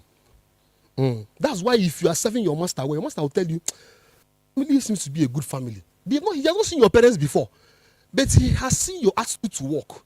He has seen that you are punctual. He has seen that you are faithful with the resources given to you. When a customer comes with a lot of money and drops it, there's no fear that you will carry 1 naira, 2 naira and go away. That shows that you are well trained. So it starts from the home. It starts from the home. So some of you have finished writing WAEC now, Meko, JAMB. You don't know yet how far. Don't just sit down waiting for when that big thing. It's good to dream, but look at what can you do around you. Look at that thing that connects to what you know you can do. There was a girl that was supposed to come here. I invited her, but her parents sent her on an errand somewhere, so she couldn't make it. She's not a graduate yet. She wants to go to nursing school. But what's she doing? She's teaching children in a school near her house. While building her dream, she's teaching. How many young girls will agree to it's not a teaching job? How much are they paying? You don't know whether your helper is in a parent in that school. A parent, I've seen several cases of people teaching, and a parent is just their messiah to the next level. Are you getting what I'm saying? So I don't have much time. My time is up. I wish I could speak more. And like types of wanted to come down to our level. And I hope that somehow what I have shared with you has resonated with each and every one of us. Pray that as we go into 2026, the Lord will send for us divine helpers in form of mentors. People who will love us for who we are. People who will see us and say, come, let me help you. And the Lord will also give us the capacity to be faithful when we are serving. So that at the right time, when our own starts, we will not be lacking in anything in Jesus' name. God bless you and have a wonderful 2026. Thank you so much. That was amazing. Please, can we show him some love again? Thank you, Mr. Onyekachuku. Yes. That was beautiful. Should I share what I got first, or should somebody tell me what they picked? Okay, let me just quickly say what I got because we don't have time. He mentioned what? Mentorship. And what did he mention under mentorship? That mentorship is a process. Another thing that is key in mentorship is what? Humility. Each and every one of us, we need to cultivate it. That's the beautiful thing about humility. It can be what? It can be grown and be groomed. You don't need to be, you're not, yes, thank you. Cultivate is the word. You're not born with it. So, you're not necessarily born with it. So you can actually, cultivate humility as an attribute, as a character. So thank you so much, Mr. Onyeka Chukwu. That was a beautiful one. Lots of us are proud, though, me inclusive. Nobody wants to please, I don't like insults. Yeah. I was actually going to come to that, to questions. So I was going to say that if you have any questions, please write it down, or just keep it. If you want to speak, if you want to carry mic and talk, just write it down so you don't forget the question, because I'm sure from the first speaker up until now there are probably questions, so that we can take all the questions at once towards the end. That's why we are trying to run with time. Yes. Let me see if there's any other thing. So thank you again. Mentorship is so important that it's even spoken about in one of these Ivy League schools. Yes, they were studying the Igbo man and how they do apprenticeship. Yes, apprenticeship. They were studying as a course in the university in Harvard or Oxford. They were studying the Igbo man's type of apprenticeship. I don't know how they found it, and now they started, Harvard, they started doing it as a course to show you how important it is for us to, apply it in our lives. It's very important. Each and every one of us need to have mentors. Each and every one of us. And one thing that I've heard mentors complain about steadily is that when you go and meet them the first time, that, oh ma or sir, I would like you to be my mentor. After that, they don't see them again. They expect the mentor to chase after them. That's one thing that I noticed that they complain about. Our generation, we are very, we are scarce. We are hot cake. We are the ones that you should be chasing after me now. What do you mean I'm chasing after you? No, please, we need to change, because that's something. When I go for stuff like that, that's something that I've noticed is a repeated complaint. All right, so at this point, I would like us to welcome Mr. Chidera Ani for his spoken word rendition. See, many people, they came in hot this year. There was someone that wanted to sing for us, but the girl wasn't able to again. You to be cheer, beautiful. I love it. And he wore all white, clean. Sit down. You're welcome. Good afternoon. Okay, my name is Daniel Chidera Ani. Thank you for giving me the opportunity to share my heart with you, young men and ladies. I am here. It's a spoken word. The theme is a rise up, a passionate spoken word about empowerment and the resilience. Thank you.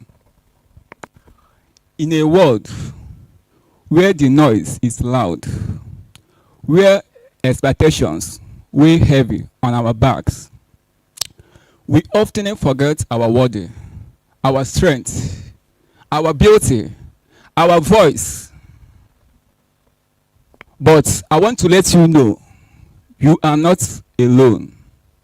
You are not defined by your struggles. You are defined by your strength. You are warriors.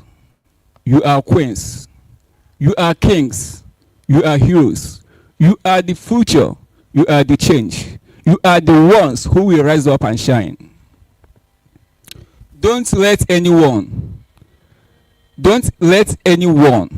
to undermine your strength.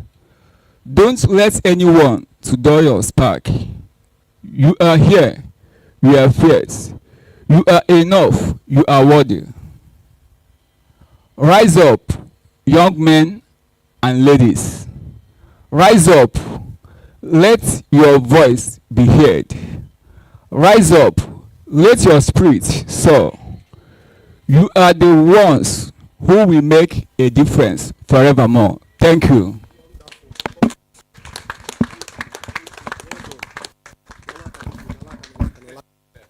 Keep it up. Well done.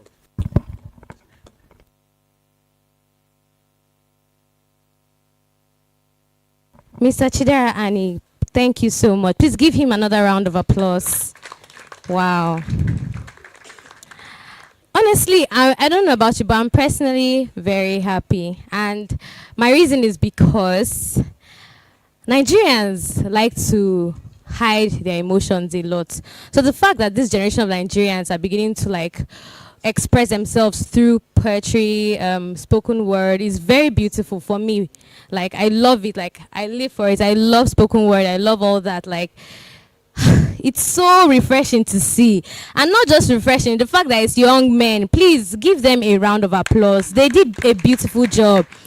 Emily, Chiderani, thank you so much. Beautiful, beautiful work. See, from the beginning of today, the guys have been winning. For those who didn't come early, you won't understand, but we played a game in the beginning. And the guys, it was 2 groups, and it was the guys group and the girls group, and they won in that game. And now we are doing performance. The only guys that have been showing interest. Ladies have not shown any interest in performing anything. Everybody's trying to do mysterious babe. No problem. All right. So right now we will be taking. Let me move to this side a bit. I cannot abandon this side. Ladies, oh, ladies, my girls. All right. So right now we'll be taking our 3rd speaker. The only lady on the panel. Let's give it up for Mrs. The only blonde in the house. This is Chioma Dick Emmanuel.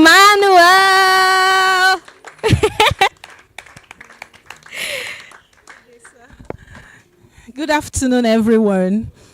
We are quiet. Young ladies. Young ladies, beautiful ladies, ladies of substance. Yes, my ladies are alive and they are vibrant.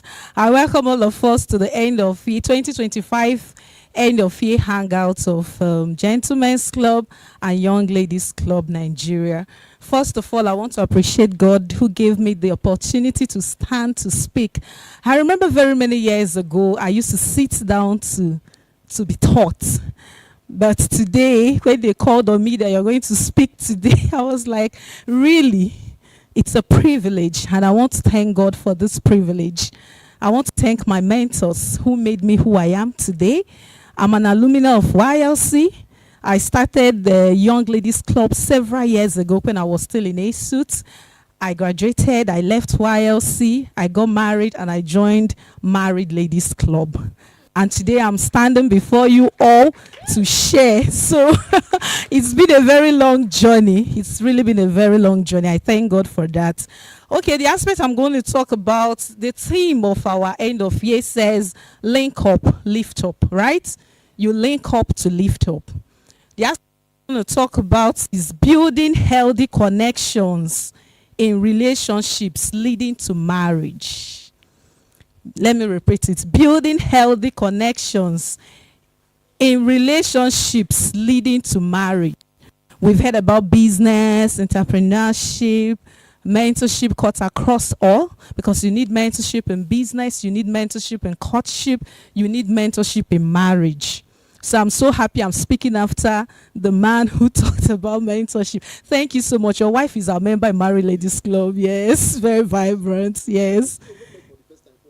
Yeah, we've talked. Yeah, we've chatted. Thank you so much, sir. Thank you. Okay, marriage is something that most young people, who doesn't want to marry? Let me not assume most young people want to be married. I don't know what's now reigning in this time and age. Who doesn't want to marry? Who wants to marry? Our DJ. Our DJ said he was. Who wants to be married? Why are we shy? You don't want to marry. You want to marry. Do you want to marry? You don't raise your hand. Those that don't want to marry, you're not raising your. Are you shy? Some people said yes. Marriage is a beautiful thing. I know why some people don't want to marry. You know, there's something funny in this life. My dad would always tell you that the good keep hiding and the bad keeps shining, and they intimidate the rest of the world. Because you go to social media, you hear how people talk about marriages that are not working. Hey, marriage, what's it? This person divorced. That pastor separated from the wife, and the other person did this. And you go home thinking that this marriage, is it really worth it? Or maybe you have parents that are not happily married, and you think and ask yourself, this marriage, is it really worth it? And those that are enjoying their marriages, they are either shy or they don't want to do too much. You know, there's a way you keep posting your marriages on social media to be like you are doing too much. Sometimes God will tell me, do too much. Preach the good news. We don't hide. I tell my friends, the married ladies, I tell to Dr. Chomadim, I say, flaunt your marriage. If people are talking about bad marriages, let's once, just show one picture where you're hugging your husband, where you're doing, let the youth sit. Let them know there are marriages that work. But when we come to church, we sit word apart. Husband there, wife there. We are in the Lord, Assistant Holy Spirit. Hallelujah. And you want the young ones in the church to marry. They'll be like, it's not working. But when you see some couples, I mean, they are coupling. You know that life is beautiful. You desire to get married. But then we want to talk about how do you build healthy connections in relationships that will lead you into getting married. First of all, by the end of this, I hope we'll be able to understand what healthy relationship connections look like. Learn how to approach. For the men, you have to chase. You have to approach. For the women, how to make yourself approachable. How to make your market sell. Another bone face, laugh. When they laugh, now package, now smile, they happy. Am I lying? Am I lying? Let's say it now. You people are keeping quiet. Will you frown like maybe I know better? You have good market, you know, Rota. Customers will come. Why are you touching that thing? If you're not buying, just shift. Next. But you be smiling. Hi, come and check. Hey, the person may say 10,000. You scream 10,000. Just price, anything. Your conscience will not allow you price 2,000 naira of a market of 10,000. If they tell you 10, at least you start from 6 or 7 to price, right? But the person will say anything, just square, no, anything. There is somebody that wants to sell her market.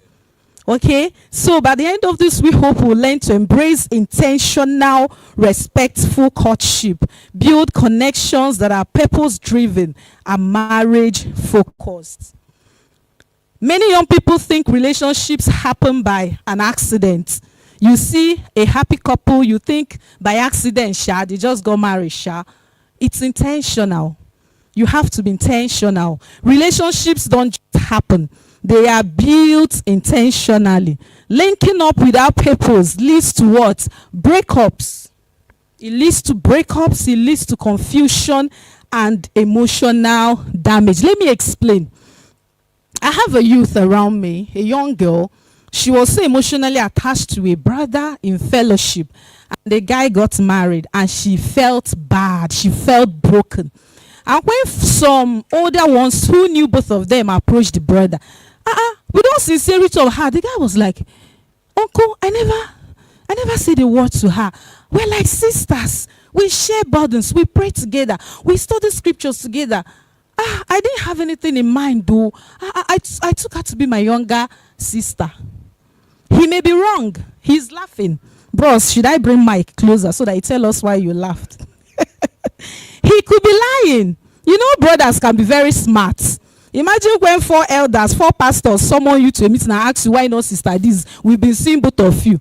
The guy, just the number 6, ran around the clock. What will I answer?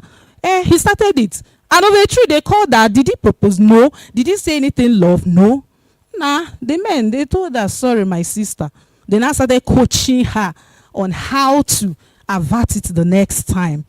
So when you link up without a purpose, it can lead you to breakups, confusion, and emotional damage. We have to have at the back of our mind that not every connection is healthy. For a connection to be healthy, it has to be one that is attracted with a purpose. An unhealthy connection is one that has no direction. You are just moving around. We are talking about mentorship, right? Some of us go to shopping mall. We talked about P2B. You see one high-ranking guy, high-profile guy. You just network, collect phone number, take pictures. For what reason? Do you want to be a politician? Mba. Do you want to be an entrepreneur like P2B? Mba. Why? Hey, he's a top guy. When I put it on my WhatsApp, they will know that I met him. How? Meanwhile, your mentor could be one small man like that is doing the kind of thing the Lord led you to do. Instead of you to network, you don't want to snap picture with that man because you see him every day in your church. Isn't it, brother? You want somebody that is classy, someone you can flaunt. So when a connection has no direction, no purpose, it's unhealthy. then not every connection is meant to lead to marriage, but every connection should be healthy. Whether it's leading to marriage or not, it should be healthy. When we talk about healthy connection, we are talking about connection that has clear intentions, shared values and directions. You can connect if you're a church girl, you love to read the scriptures, you love to pray, you're raised in a Christian home, and your best friend is a club girl. 9 p.m. she tells you, and you start preaching. Some of us will say, I want to convert her. I don't want her to go to hellfire. Heaven will help you if she's more strong-willed than you are. She will pull you to the club. So they have to be shared values and directions, mutual respect. Every connection, whether with a mentor, whether with an opposite sex, whether with same sex, it has to be built on mutual respect. So ask yourself, are you connecting out of loneliness? Are you connecting out of pressure? Are you connecting out of purpose? Some people are actually lonely. Some people are lonely, maybe because they are lonely. I mean, they see their friends post on social media. Every Sunday, there's an activity to post. But this very girl, no activity. After lecture, Monday to Friday, nothing again. She will just say, that Emeka that I've been calling, well, Sha, let me just, Sha, even if it's just, let him take me out. At least if I'm coming back on Sunday from fellowship, I'll take my own 2 packs of takeaway packs so that my roommates will know that I'm a fine girl. Am I not fine? They'll go and check me. The second man will say, you're a beautiful girl. They will not just say, let me just, you have a timeline, a target of taking Emeka to an eatery to take 2 packs of takeaway, right? You're smart. Emeka too has a target. His own target is that he needs someone on his bed. So target versus target, we will now know who wins. So intentional young men and approachable young women. That's just a summary of what I'm here to share.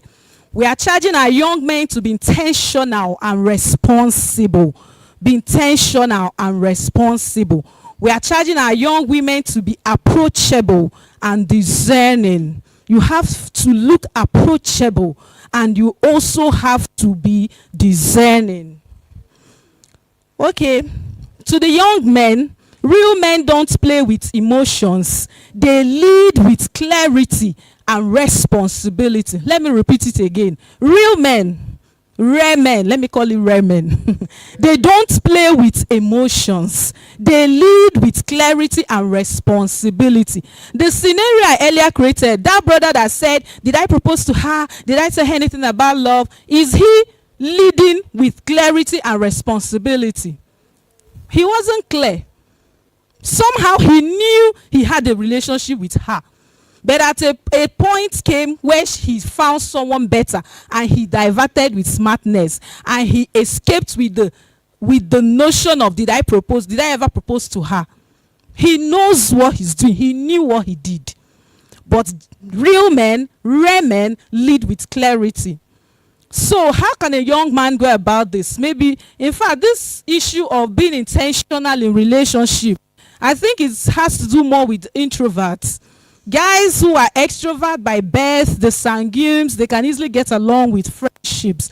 But there are guys who are so introverted, they are quiet, they are locked up, they will see a girl, a sister they like. In fact, some guys here are eyeing somebody from a distance and they are thinking, hey, what if she does this? What if she says that?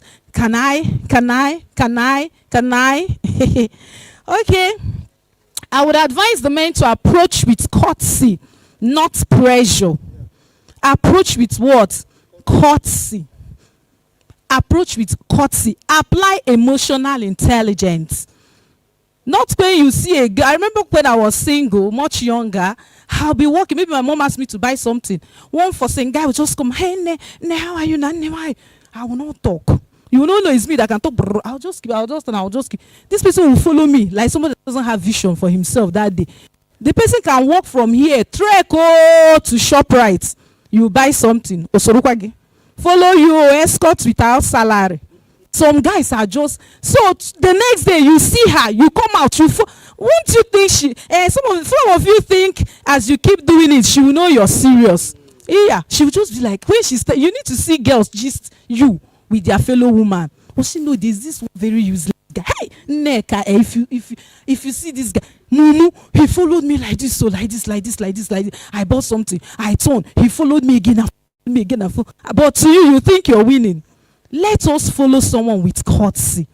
There are ways you can approach. Okay, you have a number, maybe you went for a wedding or this YLC hangout thing, you picked her phone number, you want to ask her, you're calling at 8 p.m. to ask her, has she gotten home? You could just call her, hello Neka, it's Ike that picked your number. Sorry, is it the right time to speak with you? Even if she's tired, there's a way you call someone, she'll say, go on. At least you say, wow, do we still have guys like this? My kind of job, I happen to call some well-known politicians and all that. If I want to call, those will call, good afternoon, sir. He's Shoma the Kimano. Say to the governor, watch. Hey, sir. That one in your community. There's a way I approach. Good afternoon, sir.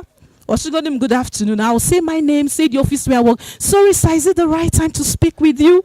Now, even if they speak. 99%. Go on. They want to at least know you. The very few that say, sorry, I'm in a meeting, I'll call back.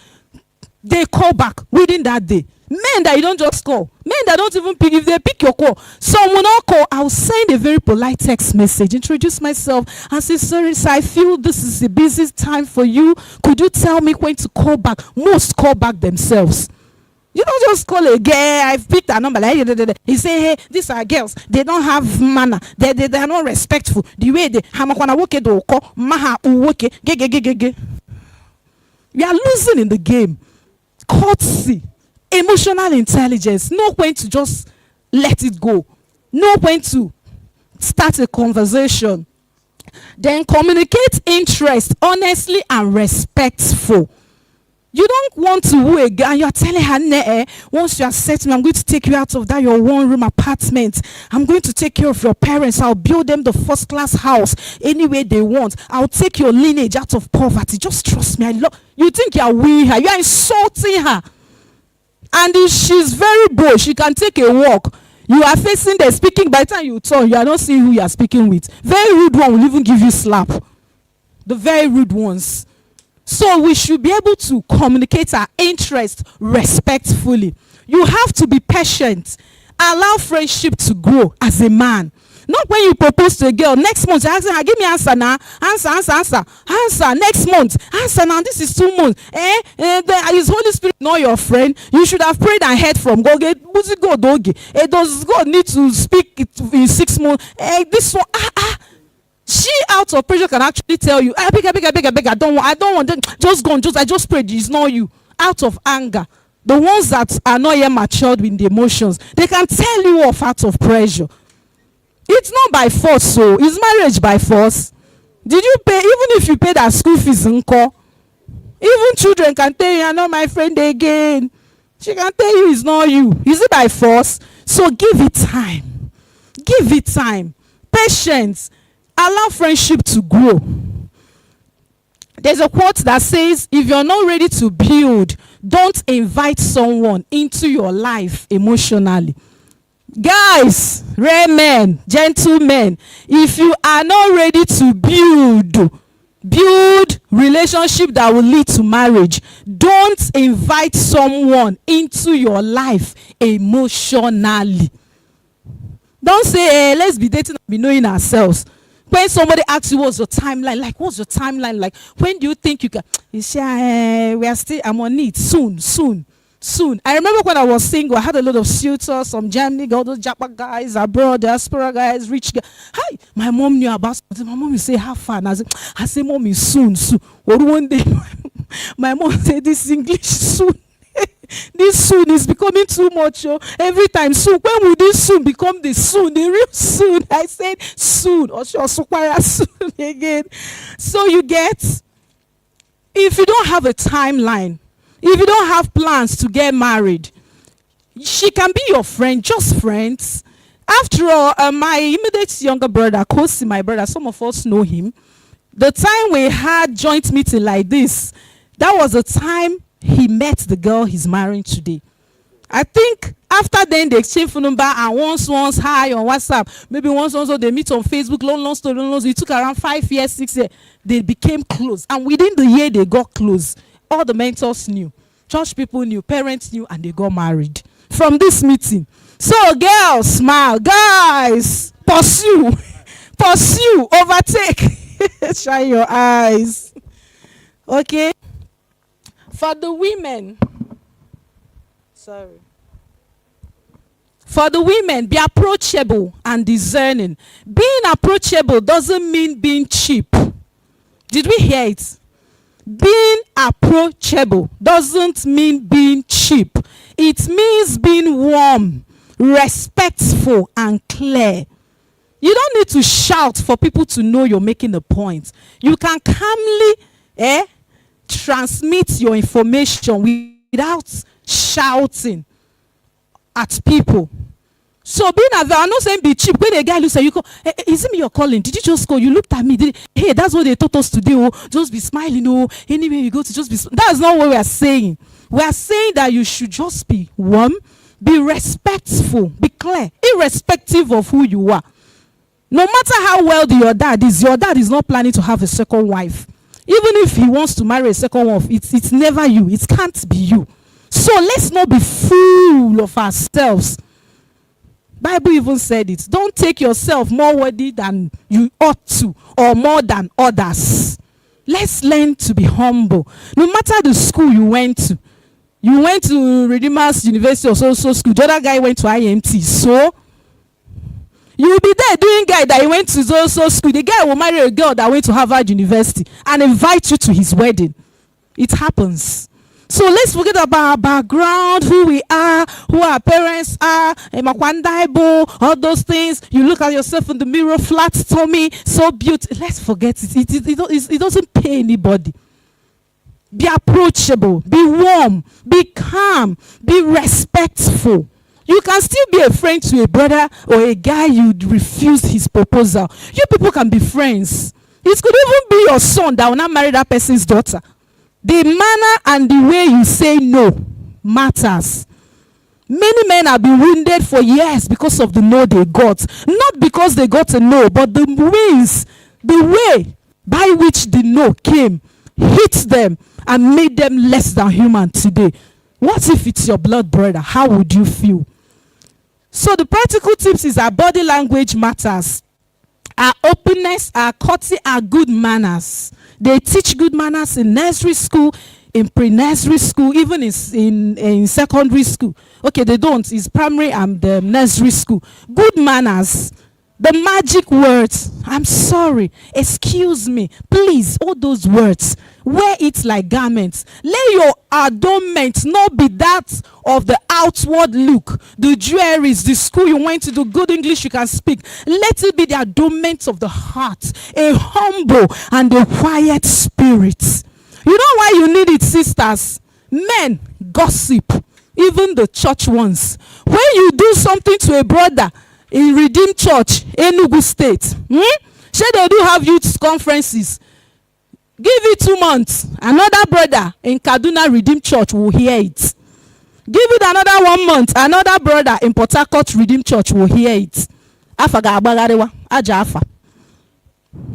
So I'm not saying say yes to everybody, but the way, the manner, the approach, the way you say the no matters. So that the no to A will not ruin your chances of other brothers within that circle to come for you. Very, very important. Don't reject respectfully delivered intentions harshly. When a brother comes, a guy comes, respectfully proposes to you. Don't vent your anger on him. Even if you're angry, look for somebody to vent it on first. I remember when I was single, he's laughing. One guy came with 5 children, a widower. 5 children like this that even my dad do give him money. When the wife was alive and was sick, my dad used to give him money. He now came and proposed to me. Then I was doing my master's in UNEC. He kept calling me, I want to see and chief guy, I want to see. I said, okay, how is it? Can't we? He said, no, we won't see. I said, okay, come to UNEC. He came to my faculty. I came downstairs. You know that proposal I be doing, be looking at the floor. He couldn't look me into the eyes. Nan said it. I looked at him. A voice said, tell him to go. You've heard. Tell him to. You know me. People that know me know that I don't borrow words. I don't think of what to say. He would have drunk, snipey and died. I just raised my head with anger. The way he bent looking the floor, telling me, I looked at the floor with anger. I didn't want him to have an eye contact. I just said, go. I said, go. He said them, I said, go. I went home. I chatted on Quick Akariwe. Hi! I vented the anger on him like as if he's the one that sent the man. And said, I needed to you needed to see because he knows the man. You needed to see him. Hey! He came to my school. He was answering me. Yeah, he came. As a lawyer, he was just making me to vent. I say, Uncle, he came. He said, hey, did you people go out or where? I said, he came to my school. He said, where your friends are? I said, no, nobody was around. He said, thank God people did here. He now encouraged me. He started by saying, Chuma, count it all joy. I said, count all joy. He said, that means you're a wife material for someone to see you and approach you. He said, that one someone. I was so mad. He said, no, whenever any proposal comes, first thank the Lord, take it to the Lord with gratitude. Do you know what it means for a man to want you in his life? That means that man means well, because it's his lifetime. He spoke and spoke, and I said, By the time he finished chatting me, talking with me, I calmed. When I now saw the guy was looking for a response, did I even pray? Even though I promised Uncle I will pray, he knows him too. Knows that. I just calmly told him that no, this, that. Till date, whenever he sees me, he respects me. I'm telling you, I'm sure he may have told people that this trauma is calm. She's not as harsh as you people think. But he didn't know what went on. So look for someone, a mentor, another person, a mom, a dad, to vent. You can say, Mommy, can you imagine that nonsense boy? How can you? After venting and he calms you, your mom calms you well. You can now quietly say, okay, I think you're not the one. I wish you well. You will just say calmly, hi. If the guy goes to say, I know she said no, but this girl, whoever that will marry her, will enjoy her. He has poured out blessings upon you. Than that, I pity you. Tomorrow he will not see him. Hey, I pity that guy. I pity that guy. If he has opportunities, you can even call him out and say, this your give not that you have wedded. If not that today, so if I had known too, I would. Well, let me not say, but I would have. Let me swallow it. He has passed the message. May it not be said of us, ladies. May it not be said of us. Look for who to vent. It's now said. The quote says, approachability opens doors. Discernment decides which doors to walk through. When you approach it, everybody will come. Both short guy, tall guy, fat guy, slim guy, they will all approach you. But discernment, that's why I said be approachable and discerning. Discernment will now help you to know which relationship do I continue out of all these that came. You know why it's good to know all this is there are guys that are so introverted. That brother that came to you, don't know how many rehearsals he has kept mirror, standing mirror like this, and said, action. Good day, former. How are you? Or the friend might be there. The friend will say, do you know how they do Nigerian movie? There's a director. The friend will say, no. Cut. Oh yeah. Action. Hi. How was service today? The person will say no. How can you say how was it? Just say how I actually you don't know. Oh, he went through. When he now finished the rehearsal and the friend has appraised him and said you win. He now comes to you after church. Hi. He told, what is it? Hey, you've tried him off. For the next 3 months, he will not even want to approach another girl. He will go and he will enter. He will tell the friend now, this plan did not work. So this is why we need to be very, very careful. Okay? Then healthy courtship. Courtship is a season of intentional friendship and discovery to discern marriage compatibility. Healthy courtship guidelines. 1, clarity of purpose. We've said it before. Character over chemistry.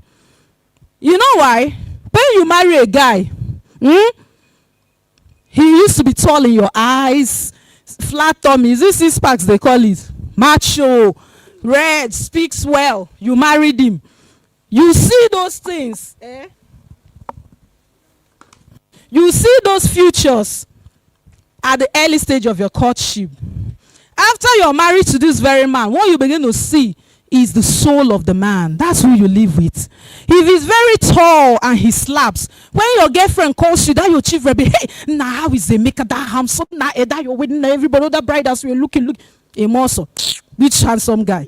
Which tall guy? Also, they make that nonsense. Are you still seeing tall, handsome? You are now into the married problem. What are you seeing? The outside, the inside. The soul of the man, the character of that man is what you're now seeing. That's why we say character over clarity, communication boundaries. In courtship, you set your boundaries and you maintain your boundaries. Not when you tell him, I don't pick up past 9 p.m., 10 p.m., you're the one calling. Don't rush intimacy. Don't ignore red flag. You see this one? She will change. Guys, she will not change. He will change. Girls, ladies, he will not change. Who changes a man? The Holy Spirit. Abi, you are not Holy Spirit, Abi. Somebody, the mom didn't change, the elder sister didn't change, the aunties, the friends, the mentors, the pastor.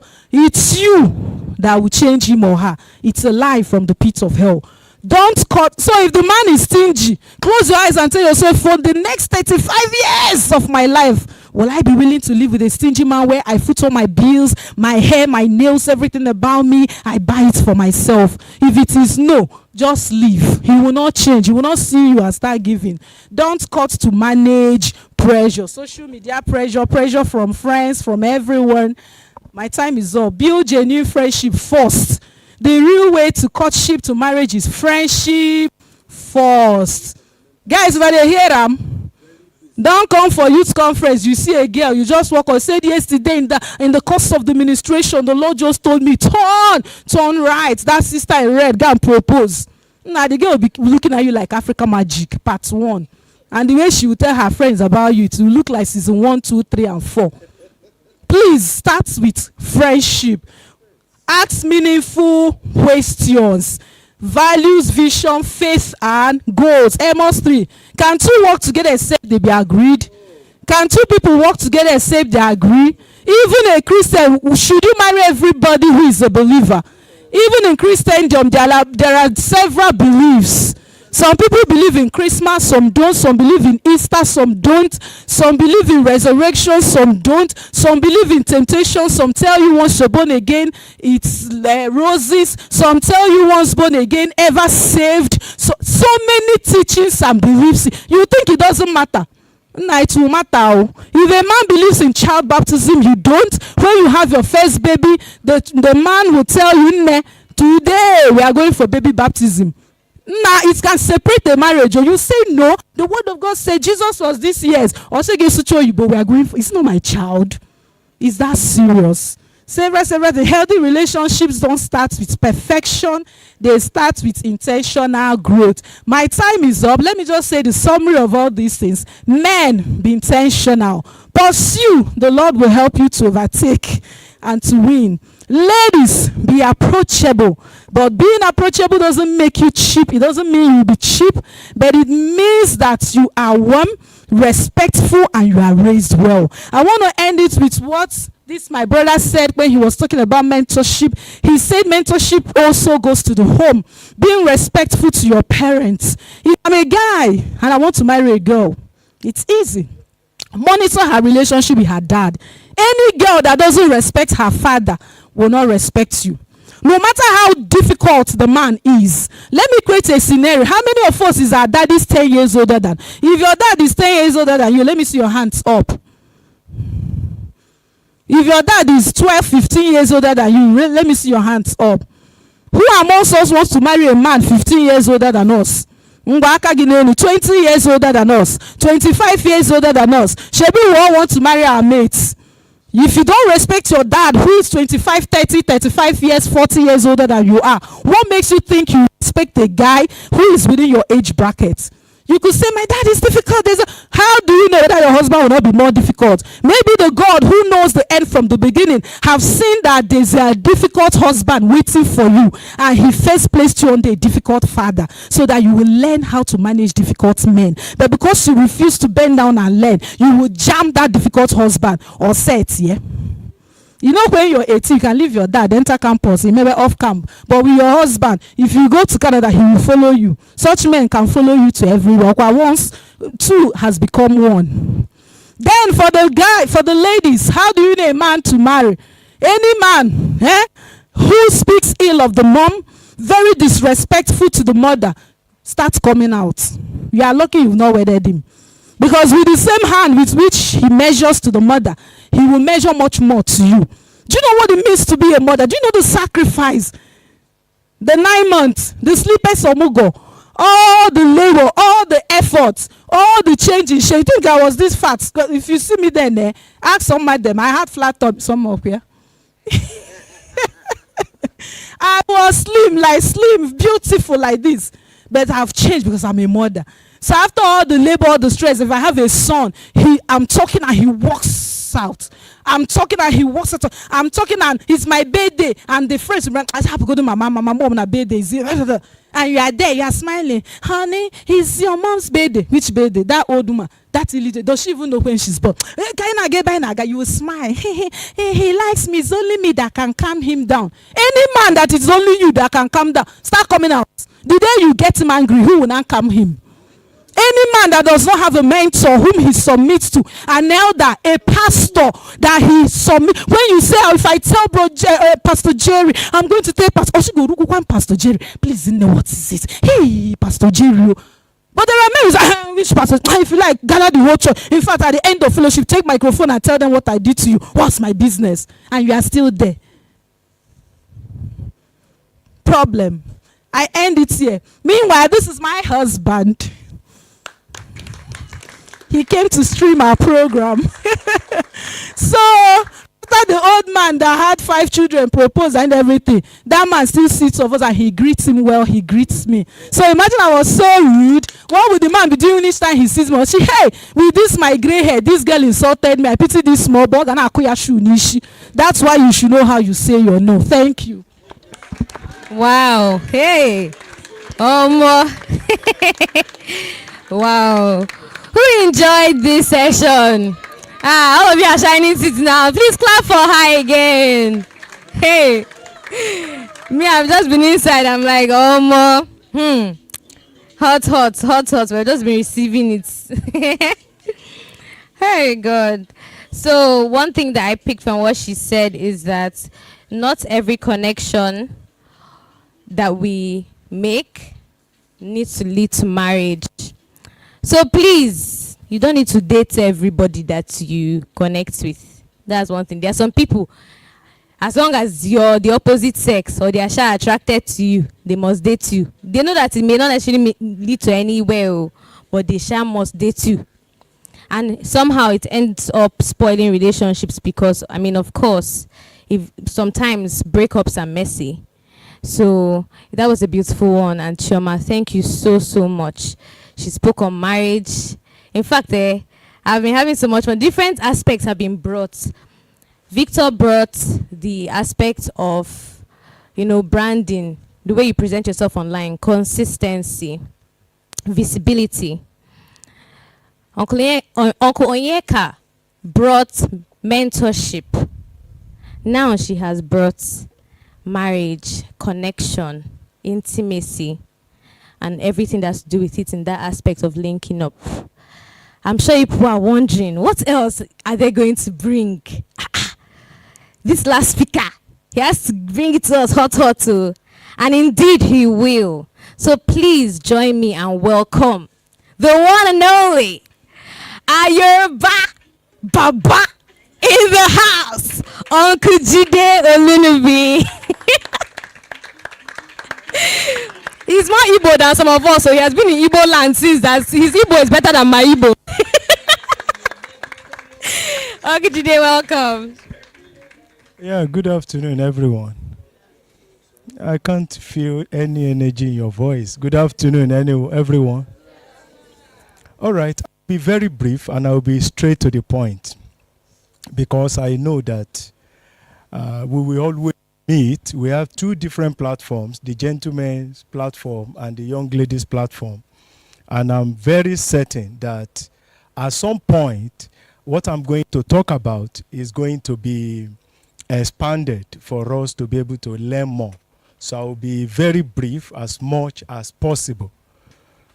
I'm going to be speaking on building healthy connection in business. But let me try to enlarge it a bit so that you can make good income, building healthy connections to earn good income. I think that is clear. All right. Now, I have heard different speakers speak on different areas. And so while I sat down, I decided to review what I'll be talking about so that I will not need to be speaking the same thing. And I will want to encourage every one of us to listen. We are in a nation where it's like job opportunities are shrinking, right? Am I correct? It's like somebody becomes a graduate, or many who become graduates are not able to get something, good jobs, something that can be able to help them to kickstart life and earn. There are young men. I am one of such who believe that when you finish your university education or polytechnic education, when you become a graduate, I am of the school of thought that after your NYSC as a young man, after NYSC and you're able to get a job, that's 2 years now after you finish your education and you've done your service. As a young man, settle down. I am of that school of thought. I don't subscribe to what I've seen in the environment here, where somebody becomes a Methuselah before he thinks about marriage. Hello? You know what I mean by that? Somebody goes on 5 years, 7 years, 10 years after you have graduated. You've not yet settled. I can tell you the implication of what you are doing. I can tell you that life has to be managed in a way that you don't allow time, you don't allow unnecessary time to be wasted. And then you deploy your resources appropriately. So, one of the things I'm going to be talking about is going to help us on how to kickstart life by earning. From today, especially as we are going into year 2026, do one thing. Do one thing. And I will read that from the scriptures. I'm going to read from Proverbs chapter 22, verse 29. Proverbs chapter 22, verse 29. I'm going to read it from 2-3 different versions. And I want you to listen. Do you see someone skilled in their work? They will serve before kings. They will not before officials of low rank. Can I repeat that again? Do you see someone skilled in their work? Then they will serve before kings. They will not serve before officials of low rank. I read from another version. Do you see any truly competent workers? They will serve kings rather than working for ordinary people. Now, imagine if you are privileged to work with, let me mention Dangote, for instance, and you are also privileged, another person is privileged to work for an entrepreneur within Enugu setting, who is likely to pay you higher salary? Why? Why? Is richer? Is richer? Why? Yes, is rich, but I don't want us to narrow it down to a person. Dangote Nigeria Limited, that's where you are working. I'm not talking about an individual. Why? No, leave individual. When we talk about Dangote, leave that man called Dangote. You know, if they are going to recruit now, you will never meet anybody called Dangote. You know that? You are going to meet other persons in the setup. You know the reason? The reason is that a business has gotten to a point that it attracts international value, and the other person is still at a local state. So the one that is at international value, there is a benchmark when it comes to salary. You are most likely, you are going to be paid in dollars, but the dollar is converted back to naira. Do you get? So you see a situation, because they will, for instance, where you are going to earn in a local setting, whatever you will earn, if it is converted to dollar, it's not, there's a benchmark for such international organization. Do you get my point? But for you to be able to get to that point of working, you must have relevant capacities that will be able to help you to connect with such organization. Do you get my point? The organization at the local level might end up becoming an international organization tomorrow. But the other, at the level of that Dangote, there are skills, there are experiences that are necessary, that are required for you to be able to have access to work in such organization. Let me leave that level. You are a graduate, for instance. I have had cause to sit in an interview environment over and over again across many years, and I continue to wonder the kind of capacities people bring to the table to connect a job that can pay them well and better. So unless you start addressing how you approach the area of skill, how you approach the area of your competency, you will likely not be able to attract the big deals. Somebody else in another environment who is growing fine, who is developing fine, the advert will be thrown into such environment, and on top of it, they will promise an accommodation in Enugu. You are there, you are in the city, you are living in the city, and you can't attract it. You know the reason? We need to individually address our capacities. And I'm going to tell you how to go about that, so that I'm not just speaking words that are hanging in the air. You are a graduate. Do you have good knowledge of computer, for instance? Let me tell you, it's shocking. I have met graduates over and over again, and I can tell you statistically that about 95 to 97% of graduates that you see with certificates, irrespective of the grade that they graduated with in school, are not competent in computer use. It's shocking. As you are seated there, you can judge yourself. It's shocking. I'm not saying that they don't know how to enter into social media. I'm not talking about that. I'm talking about being literate. Microsoft Word, Microsoft Excel, PowerPoint. You can step it up. CorelDRAW, things that can help you to attract good income. I can tell you, I have evaluated every now and then. This week, I interviewed people for organization. I'm a human resource consultant, and I do that for a number of organizations. And it's shocking how somebody will not be able to attract job. It's shocking. And the jobs are there. As you see me like the jobs are around me. Just know that there are jobs around me. But who is that competent person that can pick it? So you need to begin to address issue of competence as we are going into 2026. There is a lot of mediocrity.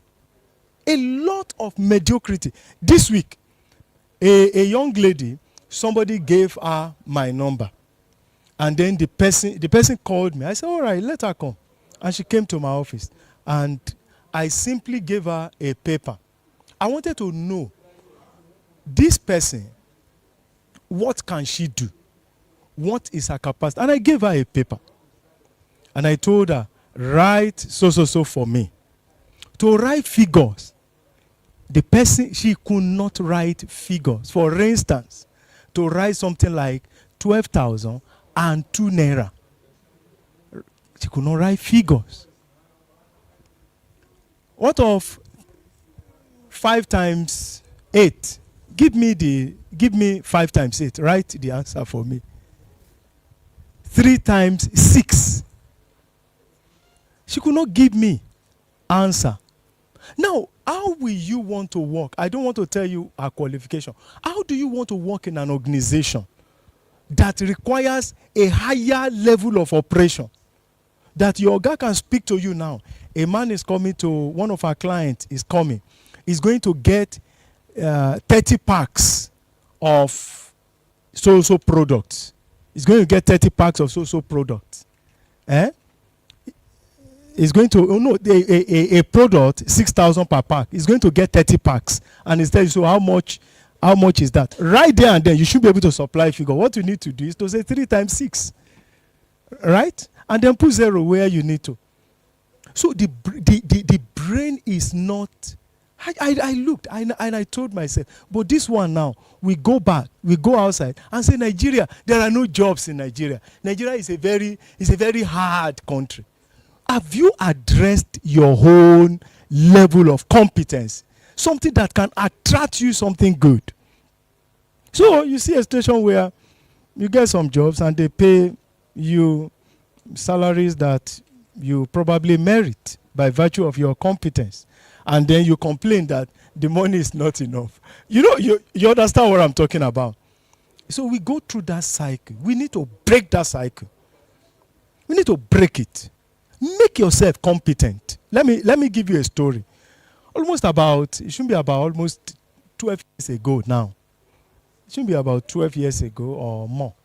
Just a life experience. My company produces a product, and we got a contract for that product.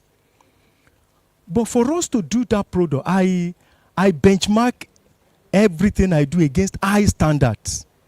If you know me, see, as you see me, I'm not a social person. I tell people social life. I tell people 0 or 1. I know myself very well. I'm not a social person. But there is a secret that I learned. And I discovered that this thing works. He was talking about networking and all the rest. I'm not saying you should not do that. I'm not a social person. If you invite me for occasion, I will tell you, I won't come. When I'm doing occasion, I will not bother you with invitation. That's the kind of person I am. I feel that the community I'm in can take care of that. Do you get me? I'm not saying that it's okay. Don't get me wrong. I'm not saying it's okay not to be a social person. Do you get? It's not okay. I'm trying to improve that aspect, but I don't have time to go ahead and improve it. But I've discovered something. Seeth a man who is diligent. Seeth a man who has a high skill, high standard. You will attract kings. I'm telling you. So, I think about 10, 15 or so years ago, a particular product that I wanted to make. So benchmarking against a high standard, because that's my nature. I like something of high quality. And so for me to do that, I harvest other standards high standards that are in that line of industry. Product of high standard in that line of industry. Well, I harvested a number. And I came up with the fact that, look, we must target this standard minimum. Do you get me? We must target this standard. Now, for us to be able to meet that standard, we did not have capacity to do a portion of that work. In the production line, a portion of that work, we did not have the capacity to do. So, I went from Enugu, I traveled to my area, and from research I was able to get an organization that does that. A man and his team, they have capacity, and a lot of people patronize them. So I told him that you are going to do this for us, and he accepted. By the time he gave us the cost, what that man would do for us would shave away about 55% of the total cost of that project. Do you get me? That's what the man will get to be able to do that thing for us. We take out about 55%. I try to negotiate. So what I did was, out of the number, let me give for example, we are going to deliver the final product of about, let's say we are going to deliver a 1,000 of that. So I told myself that because we cannot afford to do this, I will rather give the man let the man do about 30 to 40%, so that we pay him for that. Then we will find a way of taking care of the rest in our own low standard level, right? But there was something I did which was very significant that turned everything around. I sat in that organization. The man and his team, I gave them time. I was in Lagos for some time, and I could see the process through which they produced that thing. And God has blessed me with a kind of brain that if I can watch the process, I can replicate it. Do you get me? So indirectly, I put myself through a process of learning what they do. So I went through that for about days. I was in Lagos. So they produced for us the few copies. And then I got back to Enugu. When I got back to, so they transported it to Enugu. I got back to Enugu. And I told myself, I must practice this. So everybody leaves work. On Saturday, I'm there practicing exactly what I have learned. And my head already mastered, because for about 3 days or 4 days I spent with them, my head already mastered the process.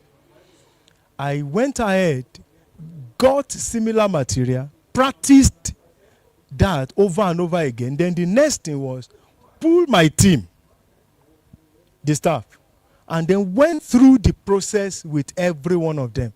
Let me tell you, by the following year, we did that same thing.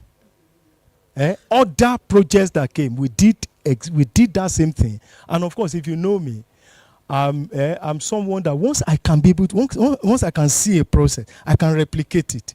Because the rehearsal I will do in my head will be able to help me replicate. When I was in secondary school, and I was in class 1, not class 1 of that time, you know, I watched during inter-house sport. All of our seniors in class 5 then, class 5 was the highest level then. You see, during inter-house sport, I like the way he was doing discourse. You know discourse. The way he throws it another, in my head, I was practicing it. And during weekends, every plate in our house that is available will become my own discourse to practice. You know, I just like the way he was throwing that thing. You know, the way you roll it and fling it. Look, by the time I was getting into class 4, I was in the house that I was in. I was able to put myself forward to represent the house. So we did practice, and I was leading in terms of throw. By the time we were getting into the inter-house sport proper, my throw was the best, and I won the first prize just by watching that person. So I have that kind of capacity, and I know that God created us in a way that we can replicate things. It's only if you are diligent to do. I want to tell you that I came in, taught my team. As I'm talking to you now, we do it better than them. For years. The following year, the amount that could have gone out was tracked in the project. So we profited more. The other year, loss. But the following year, we profited. Now, what has that singular learning and perfecting the expertise of what was learning?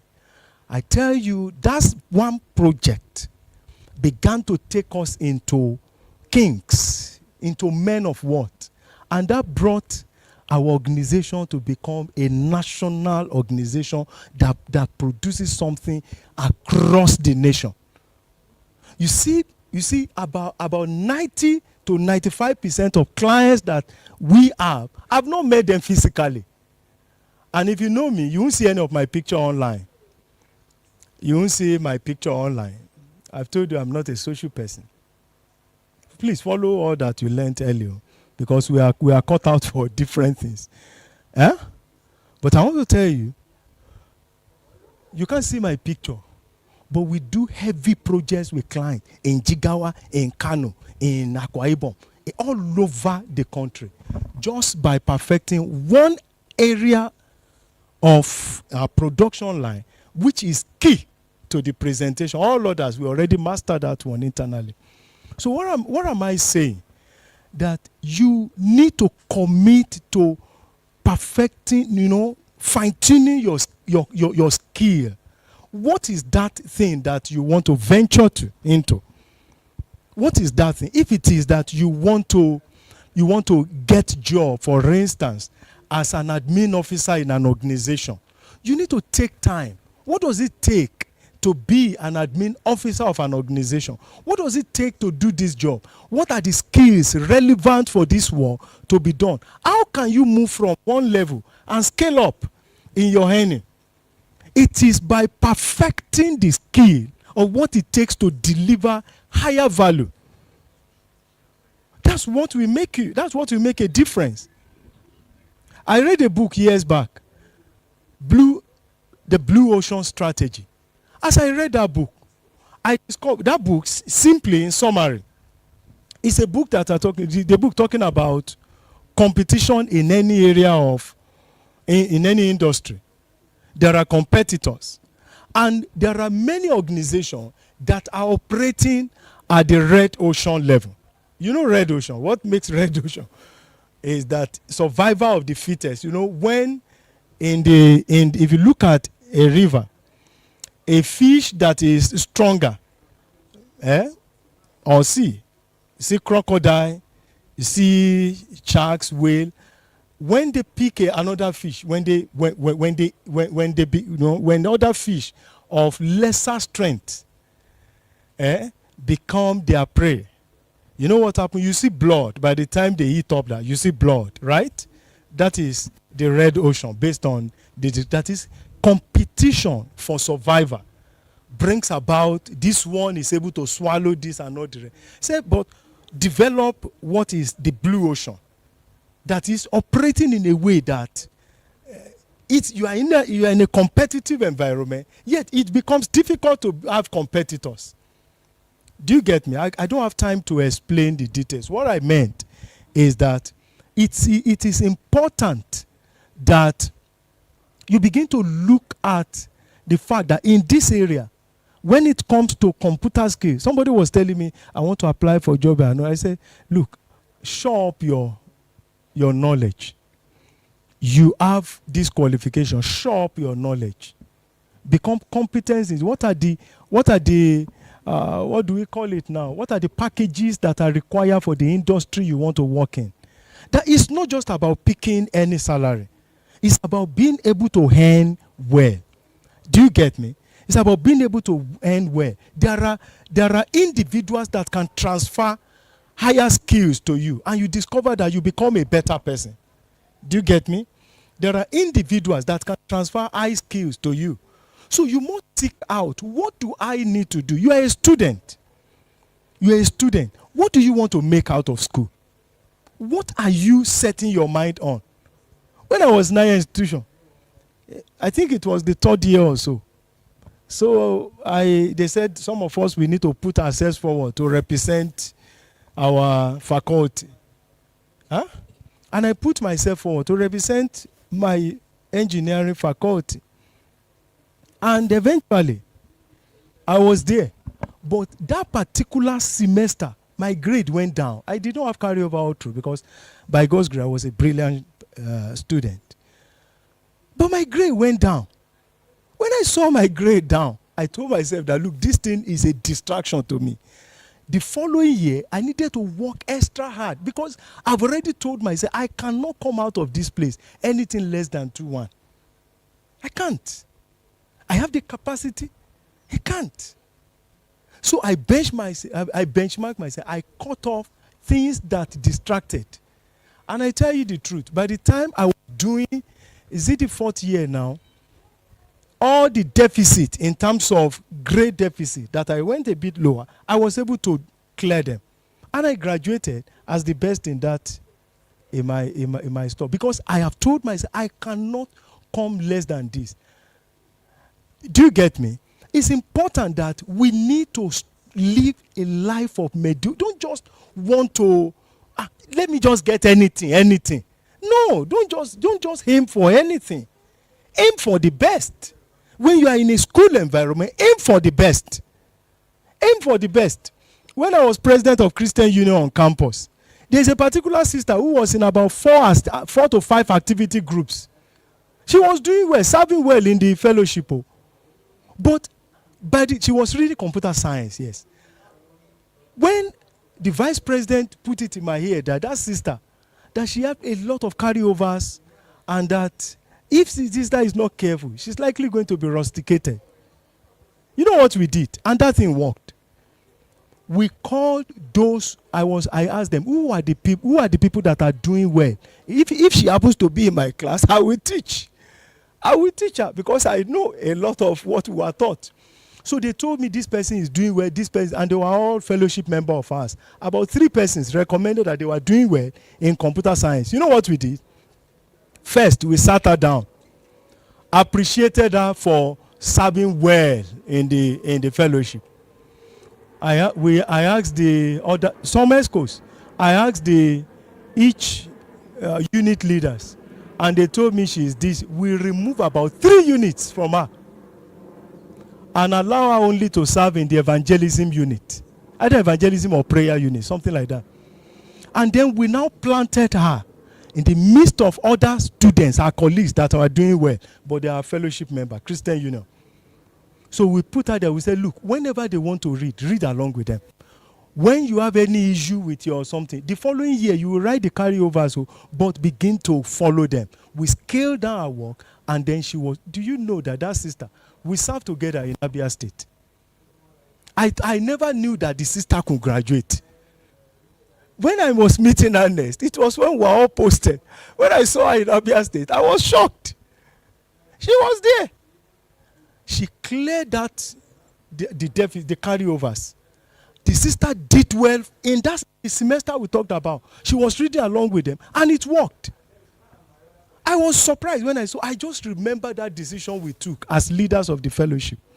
So as you are going into 2026, you begin to review. Who are the people that can help me to scale up and have better performance? Who are the friends? He who walks with the wise shall be what? Shall become wise. But he who flocks the companions of fools, what does the Bible say? They will suffer harm. So begin to look at who are the people that can help me, galvanize me towards a higher success. What skills, relevant skills I can pick, I can learn that will help me in my academic, in my life as someone who wants to earn well. When you learn well, you'll be able to earn well. But when you don't commit to learning, either new skills on how something will be done and have the right art, you are not going to be able to earn well. Do you get my point? It's important that you need to look at yourself as a young man and tell yourself that, look, by so time, I want to settle down. Even in my culture, people always marry around 35, 38, 40 something. Tell yourself that when I'm going to 29, 30, if I graduate at 24, 25, by 28, 29, I will marry. Tell yourself that life is not going to pan out with you the way it plans out with others. They might not have relevant quality information at their disposal.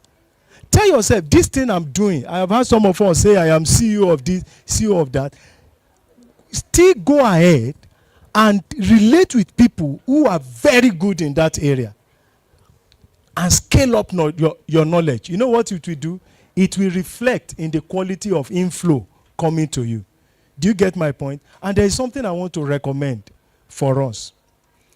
I have had a number of us say, I'm CEO of this, CEO of that. I want to tell you something. Begin to build relationships where you can team up with others to set up enterprises that the two of you can go far together. Do you get me? A lot of enterprises die too early. That you set up something today is not a guarantee that in the next 2 years it will still exist. So, but when you team up, build friendships that can help you, and the two of you commit to learning. We've seen Jobaman, these were students that teamed up together and they are doing fine. Money Point, I don't know, some of you will know their stories. Young people teamed up together and they are doing fine. So it's important that you begin to consider building healthy relationships. Relationships that are positive. relationships that will galvanize you to success. Build those relationships now. You are in school, you are out of school. Those persons that are also, that have capacities, take yourself through a process. I've helped people who teamed up to set up something, and I've been able to guide them on how they can function in a team enterprise.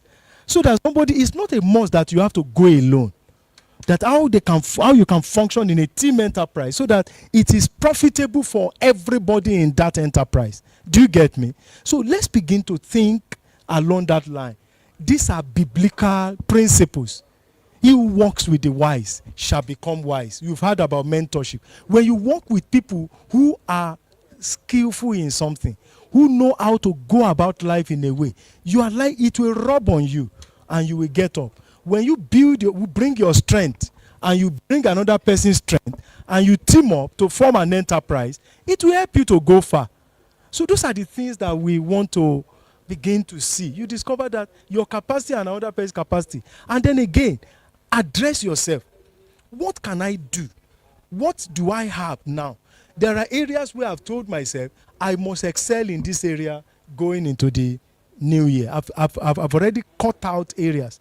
I know persons that I will need to relate with to be able to help me navigate into the vision that I want to accomplish in the year coming. So let us begin to look at that. When we build healthy connections, you experience transfers of inspiration. Don't relate with somebody who is still negative. Oh, Nigeria, oh, this, that. Don't relate with such person. Gradually drop such person. Build relation with people who are positive, who are highly motivated to achieve. And then try and, whatever you are doing, try and bring some other persons into your cycle so that you can be able to have strength enough for yourself to be able to achieve. I live with this parting note. Address individually, as an individual, address who and who ought to feature in your own personal development team. Do you get me? Personal development team. That is, who are the people? What I like what he said the other time, he knows what he wants to do. Do you get me? And he continues to feature in places that he will eventually be able to achieve his goal. So it's important that in your own personal development team, who are the people that can galvanize me to the success I want to get to? Bring them. It could be a mentor. Find a way of connecting with them. Read materials that, if you are not seeing them physically, read materials that can be able to help you connect with them. Do you get my point? Let us drop a life of mediocrity, a life that has no quality standard. You won't get anywhere. You won't earn well. It will take longer time before you achieve things in life. But when you begin to connect with the right persons, you will draw inspiration. You will draw skill. You will draw discipline.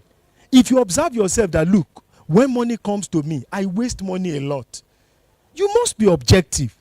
And in building your own personal development team, bring in someone who has capacity to be able to guide you on how to be able to handle finance. Build your personal development team for your own personal development. Organizations as prosperous, as rich, as well established they have what is called board of directors, board of governors. You know the essence? They are building a team that can help safeguard that business to navigate every phase of life. So when they face this challenge, they know who they can bring in to help them navigate. So as individuals, we need to start getting wiser and smarter and build teams, healthy teams that can help us achieve laudable financial success, laudable enterprise, and so on. And you see that it works. It works. Thank you. I'm not hearing your applause. Why am I seeing somebody bending head? Are you sleeping? Is this a joke? Wake up, please. It's not possible. You cannot eat and then come here and sleep. You need to be awake. It's not possible. the people who came to speak to us, they took time out of their schedules, busy schedules, to come and speak to us, impact knowledge. So we have to honor them. It's been a beautiful time. I know that this is not the oblate that some people were expecting, but I believe that these are nuggets that have helped in building, that will help build your future, honestly. Hey, DJ Ginger. So I want you to just understand, like, this has been beautiful. Uncle Jide, thank you so much. What he said actually tied everything that has been said earlier together, which he mentioned skill. Be skillful. So that means after all that, your 2-minute pitch, elevator pitch and everything, all your big English, your actions better match. You better show workings. You cannot now, after you're finished, telling them that, see, if you choose me to do this thing for you, I'm telling you, you've not seen anyone that can do it like me before. I'm telling you, big man talking right here. Oh yeah, now show workings. You cannot do anything, honestly. So he's just basically saying your skill should match your words. You should not even match your words. It's better to under promise and then oversell, over deliver. That's the word. It's better. It's better to say, oh, we will deliver, for those of you who do all this shipping, we will deliver in 5 days and then it comes in 3. Do you get? You knew that it will come in 3. You just told them about 5 to 6 days. But when it comes in 3, they'll be like, wow, it came in 3 days. You people are so efficient. You know that, you know what you're doing. That is how it works. That's psychology. So skill is very, very good. It brings respect. So now it's time for Q&A, very short Q&A session. If you have questions, I know that I sent on to moving around to collect questions. Are you with it? Please bring it so that speakers can answer. Uncle Onyeka, please come out, or we might need you to answer some questions. And then any other person who has questions to ask, you're also free to ask it like in person, but we have some that are already written down. So I think I'll start reading. But if anybody has questions, please feel free to like indicate, like raise your hand and stuff. Okay. Okay.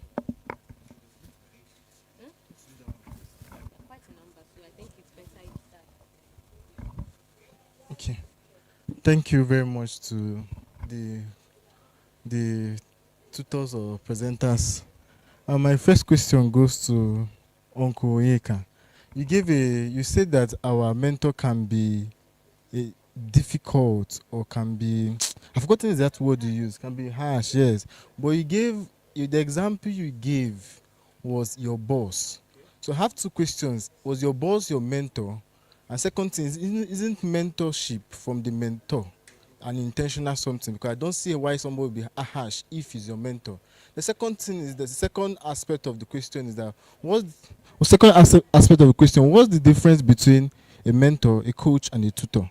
Thank you. I want to get clarity on it. Thank you so much. Let's clap for him, please. Thank you so much. So what's your name? Chinedu. Okay. Nice meeting you. So, a mentor can be, you can have a professional mentor, like your boss. So in this regard, she knew the job more than I did. Do you understand? And because I needed to grow in my career. So, okay, let me make it easier. Let's say you are a medical student. There was time we had medical students here, a lot of them. And they had medical students, wonderful. My wife is a medical doctor. And I know there are days she comes back when she was doing her house job. Horrible stories. Horrible. That had to take me praying. Like I had to fast and pray. Do you understand? But this guy knows the job. In the corporate world, you meet people who are good at the job but lack character. That's why you have politicians who they are good at the job. When it comes to public office, they know how to do project, they get it done, but they have horrible characters. But tell people who are following them. Why are they following them? Because Mrs. Dick Emmanuel will agree with me. Because you are also looking, So for me, I learned how not to be that person. That's where it becomes a blessing for me. This person, it's true that God has given this person this position. But when I get to that position, I will not be like that. So you have lecturers in university, first class scholars, sound, they know how to teach, but they have character problems. This is where you need wisdom and grace to pick the good from the person and leave the other one, or pray for the person. That's what I was trying to explain. Have I answered that one clearly? Then you said something about, sorry, there's something you said about a mentor. Can he be a coach? But I've answered the first one, Abi. A mentor can be a coach. He can be a tutor. He can be your friend, actually. If you have such a person like that, you are blessed. Okay? So a mentor can be your coach. A mentor is someone that actually sees what you have not seen in yourself and brings it out and helps you to even get there. That's actually a good, a complete mentor. You understand what I'm saying? So a mentor can be a coach where he is always, like a football coach. They can sometimes they're shouting at you, why are you not like this? You can do well. Why like he can be, like we said earlier, an accountability partner. A teacher. I have mentors who have not taught me for one day, but I learned a lot because I'm very observant. So in ministry, I have a spiritual mentor. He has never come in one day to say, sit down, write down these things. No. I've only learnt by observation, but I learnt a lot. So when he called me to say, "Go represent me in this place," I deliver because I spend time to observe. So it's not left for you to make up your mind to do what? Pick what you can pick. That's what I was trying to say. But if you're lucky to have a mentor who is wonderful at heart, oh God, it's a complete package. So I hope I've answered your question. Thank you so much, Chinedu. Thank you. People should clap now. It's easy to answer questions. If easy, do them. All right, so there's an announcement. Is there any person here that is very skilled with YouTube, like with the use of YouTube? Any person here? You're good, live, going live, all of that. All right, so you see Uncle Jide right there. Please meet him after the meeting. You see? These are some people have missed opportunity now. You not learn that YouTube training, that training that you were supposed to do. You not do it now. You've missed opportunity. So please, after the meeting, please meet him. Uncle Jide is the one at the left. The last speaker that we just had. All right. Okay. So moving on, we have more questions. I'm telling you. So we need to move very fast. The answers need to be as brief as possible. Okay. So. Okay, this one just came now. Let me... Okay. In an organization that does not provide learning opportunities or a supportive environment, how can an employee who wants to upskill succeed? This is to Uncle Jide. Let me repeat it. In an organization that does not provide learning opportunities or a supportive environment, how can an employee who wants to upskill succeed? When I am used to something like this, I just want to tell you the responsibility of training yourself is your responsibility. It's not the organization that employs you. It's responsibility to train you. Some organizations have that in their structure, but it is not a must. There are times that you have. Look at that time you have as your own time. When you are not at work, use the time to develop. If I know the particular area you are talking about, then maybe I can be able to tell you what you can do. But for you to think that it is the responsibility of an organization to train you, you might not have that opportunity. But use the time. What of your Sunday? What of even if you work on Saturday till 1, 2 p.m.? What of the remaining days? What of your night? What are the areas that you will need to pick this skill and to learn? You have to give. You have to make some sacrifices. Some organizations could build it in their structure that you get skill, but some, they don't build it in their structure. So you are the one who know where you are going. That's why it's important to have a vision of where you are going, what you want to become, so that you don't just coast along every day and you are not really developing. So, but when you know where you are going, you start addressing the fact that you need to upscale your skill. And that will help you. But to think that there is no time, they are not giving you, so you are just telling yourself what is not true. So you can explore and still be able to learn. Tell me one area of one area of life or the industry you are working in. I will tell you how you can gain skill. I will tell you. Thank you so much. Please clap. Let's be more encouraging. You know, as Nigerians, we have the tendency to just be looking at somebody when they're talking like, this one should do and go and sit down. One day you'll be the one standing here and you'll be the one talking. You want them to encourage you. So encourage others. That's how life is in circles. It's like this. So it's almost like a do me, I do you, but it's just life.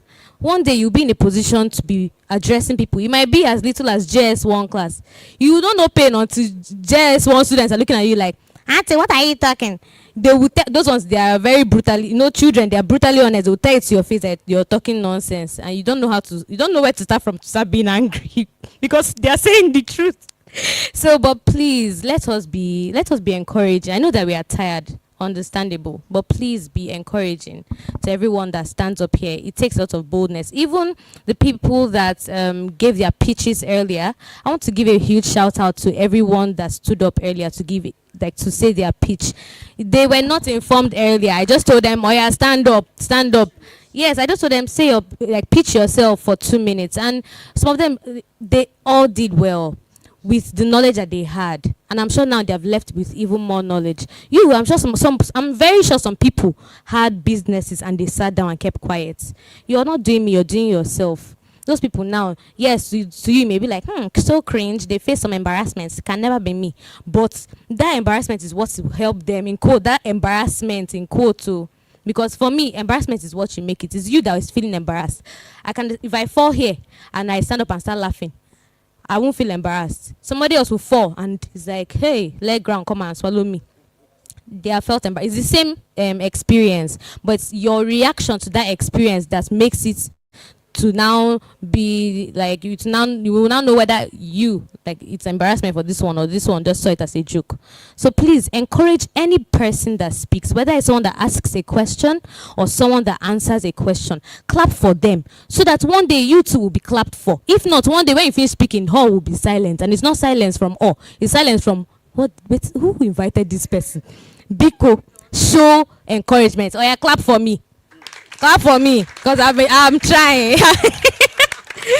Thank you. Okay, so this question is to Uncle Onyeka. And they said, sir, you said that one can be older than their mentor. But I understand that a mentor is someone who has more experience. That's what the person, so I'm sure the person is like, yeah. I said something about mentorship that, just like our faces are different, our mentorship processes are also different. And sometimes you can meet someone, for example, let's say, what's his name? Victor. Okay. Victor clearly has experience in social media management. I am a doctor and I want people to know about my health. Let me say I'm a dentist and I want people to know about my health, my dental practice. Okay. I'm an introvert. I don't know how to. Do you understand? Or I have staff who I want to train. He's the person, he may be younger than me, but he has more experience. He has demonstrated, not just in words, but action, that I know how to go out there and engage people to do what? Patronize what I'm doing. So all I need to do is to plug into what he's doing. So it's not about age. So that's in the aspect where mentor, please let us take away our minds from, because I'm having gray hair. You don't know everything. And we're in a new age where people are transition, actually. Now it's AI now. How many people managing places in their 50s and 40s can use AI? Many cannot. But we have younger people who can actually do what? Do it. So that's why you have to now humble. Remember, the key to mentorship is what? Humility. Humble yourself so that you can learn something that will benefit you in the future. So I hope I've answered that question. Thank you very much. Thank you. Thank you so much. Okay, so I got some questions that I can answer myself. They said that when next is GWAM in 2026? That's when next is the meeting for gentlemen. Usually we start first Sunday in February. However, you can get our number. Yes, because we have a WhatsApp group. So whoever you are, please come and collect our phone number. You can meet me. You can meet Uncle Jide. He's there. You can meet Mary inside. Ganiri is there. We are all here. So meet us so that we can give you a contact, and then we would like to have you next year. All right, thank you. So I hope that person has heard. The next question is, how or where can one find the mentor? I feel like it's pretty self-explanatory. We have mentors literally here. They have all spoken to us today. We have Uncle Onyeka here. Please wave your hand for those who still didn't see you. Yes, that's him. We have Victor, who is not around presently, but when he comes back, I will point out to you that, oh, see another one. For those who maybe prefer a younger, So for any other person, maybe you feel like it's a woman that will understand you better, we have Aunt Chioma here, Mrs. Chioma, she's here. And then we have Uncle Jide, a Yoruba Igbo. Big uncle. That's him. He's the father of this house. So if you want guidance on different things, these are just a few of them. We have many of them, but they are not around today. So the longer you stay with us, as you come for our meetings from next year, you will see other mentors. There are many more ladies and gentlemen who are mentors. So please, if you're looking for mentors, we have them boku. The only thing is that you need to be intentional and actually follow them up, because these are busy people. There are other people who want them to mentor them, so they are very, very busy. Do you understand? Okay, so let me ask this question. I think this question will be directed to Aunt Chioma. I think this has to do with something you might have mentioned. The person said, can I ask a man everything about himself on a first date, including his age? I don't know whether you mentioned something about maybe a first date. So the person's asking if they can ask a man everything about himself on a first date, including his age. Yeah. Most of us already know the answer. It's not encouraging to ask a man everything about himself on a first date, because you don't yet know where he's headed. So let's not just be too fast. Just follow his pace. You can ask questions, but allow him land first. So it's not wise. It shows desperation. It shows, in fact, it shows you're desperate. There's no other way to explain. I think it's just about knowing the right questions to ask. And this is where mentorship comes in. Because when you are under the right guidance, you will know the right questions to ask when you're going on a date with someone. So you will know, okay, these are appropriate questions. These are not so appropriate questions. Hey, does madness run in your family line? Hey, are they? Exactly. Is there generational poverty in your family? You need to, so they will tell you the kind of questions to ask so that you will know what you're entering into.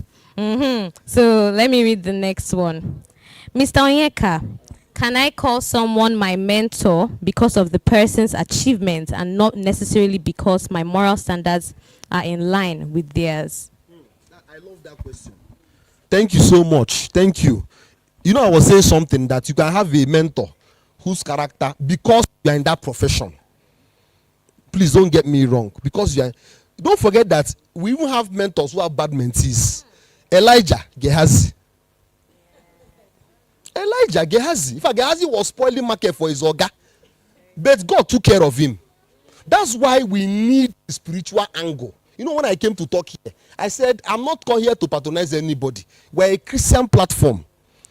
We're a Christian. We're not here to do for boyfriend and girlfriend. We're here to grow ourselves as young men and as young women, so that at the right time, everything will fall into place. And so we don't make mistakes that others have made. Are you getting what I'm saying now? So in answering that question, right? It can go different ways. Sometimes your work actually can put you under a mentor who's a bad person. When I was doing my youth service, I served in a bank, and I was fortunate to work in 3 different departments. Sorry, my dear, sorry. I worked in 3 different departments, okay? And I remember when I worked in marketing, we called it retail. I was in retail banking for a short while. My immediate boss had a horrible lifestyle. Imagine you come into his office, he's watching pornography on his laptop. Watching porn on his laptop in the office. And these people who call him Oga, yes sir. I just kept quiet because I know this thing you cannot. So sometimes you go to look for customer, like we go to what we call account management. You go to see a customer, to maybe. So I remember a particular time I went to see a major general. Went to the if you know Ibadan very well, it's one division. They are mess, they are officers mess. He invited us to the mess. I came. Who is this boy? Says one of our coppers in the branch. Okay, do you smoke? No, sir. Do you drink? The man was nudging me. I said no, sir. Because at that level, I've been trained to know. I'm a Daniel sent forth. You can't tell me. If I come before a governor tells me, do you smoke? And someone will tell me, lie. Tell him that you don't smoke, that you smoke to please him or to get a contract. I will not say that I smoke. Is it not contracts? Or take contracts? One door will close. Soldier come, barrack, soldier go, soldier come, barrack remain. That's where my faith is. Are you getting what I'm talking about now? But it doesn't mean that if you are sent. Daniel had a bad boss. The king did not believe in God. Esther, can you imagine a queen now, a Christian girl, is sent to marry a pagan. Just think of the worst government official. Just think about it. And a girl that you've known from childhood, they raised her in the fear of the Lord. She comes and tells you, uncle, God sent me. I think I'll go and try to be, I'm going to be the queen of this pagan kingdom. You will think this girl is mad. So that's why we need to move by God's leading. It is so important. And one of the ways that God leads us is through our mentors. So yes, in your career, you may have so it requires discernment and wisdom. However, don't go and cross your boundaries. But at the same time, we keep praying that God, when we pray for destiny helpers, a mentor is one of them. After I pray for my children's wife. After I pray for my children's wives, because I know what's ahead. Are you getting what I'm saying? Thank you so much. So we've gotten the answer. Thank you. Wow. That was amazing. Okay. We have another question here for you. Yes. They enjoyed your talk. They said, some people advise against having mentors of the opposite gender. What is your take on this? Again, it depends on the exactly what it is. If I want to do well, let's say I have interest in baking, naturally, most of the best caterers and bakers in Enugu are women. We have male caterers. Don't get that wrong. But if that's what God brings your way, there's nothing. The only thing is that you must also check the character of the person. If you are a lady and your mentor or your boss is someone that doesn't know how to control his eyes with women, it's a no. It's simple wisdom. My wife, in the course of her training, has had bosses who we know in Enugu cannot keep their eyes from anything in skirts. We know them in Enugu, but they know they can't cross her. It's not by talking. The Bible says we don't fight by flesh. It's not carnality. It's not by flesh and blood. Are you getting what I'm talking about? That's like this. You see, in the battle of life, you don't joke with the spiritual. You don't joke with things of the spirits. I'm sorry if I'm offending you, but I said this is a Christian platform. So even if you are coming as an intern in an organization, and your boss, has from the way he's wandering his eye and talking, even the way he objectifies women, make sure that you don't cross the boundary. Or can join your boss or leave that place. Are you getting what I'm saying? You still have yourself now. You will not die, no matter what he offers you. I'm saying this from personal experience. So I know young ladies who come to me and they're telling me different things. I say, it's you that didn't want to run away. It's you. You will not die. So there's nothing wrong, really. I've had mentors who are women in the course of my work. Mentors who are women, but I also we respect each other. There's a respect, and when they see that you even respect women, they respect you more. What does for me in Enugu and beyond in my line of work, not because I am handsome, I can speak good English, but because they see there's something about this person. Are you getting what I'm saying? And they can trust you. They can entrust resources to you, no matter their personal character. So when it comes to that one, I better go. They go club. You say they carry Christ for head. You see, they've marked you. But it's only when you start. So once it crosses your value boundaries, please leave as much as you can. Is okay? Is that okay now? So sometimes in your profession, yes, like a medical student, for example, you may have a consultant in your area where you have interest who is a female. Nothing is wrong with it, but by all means, avoid. Don't let your boundaries be cut across. Thank you so much. Thank you so much. We have two questions that are similar for you, Mr. Victor, and one of them is, what do I do when I'm consistent and yet there's no visible results? Then the other one, which is similar, is consistency, you say, is key. But what do you do when you're not seeing results, but you've been consistent? Yeah, exactly. It's different people. How do you remain consistent even when things are not going your way? Okay, so that's a very popular question. I'm not even surprised. I expected it. So when you are not seeing results, there has to be something wrong. So when we say you're consistent, you can be consistently doing the wrong thing and you're expecting magic. You are seeing someone doing the same thing with you, but it's getting results. You are doing apparently the same thing, but you're not getting results. You are doing the wrong thing.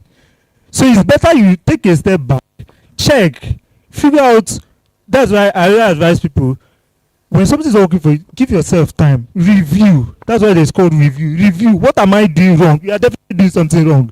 Because if you are doing something consistent, the right thing, there's no how you will not see results. Either you are not putting in the work. Consistency, some people think in the whole online space, they feel it's just showing up for the sake of it, without being strategic. You will not see results like someone that is intentional. If, like, for example, I batch create my content every week, this weekend I'll batch create for the whole week. Okay, so batch creating means, as a person that puts out content, you have content pillars. So for myself,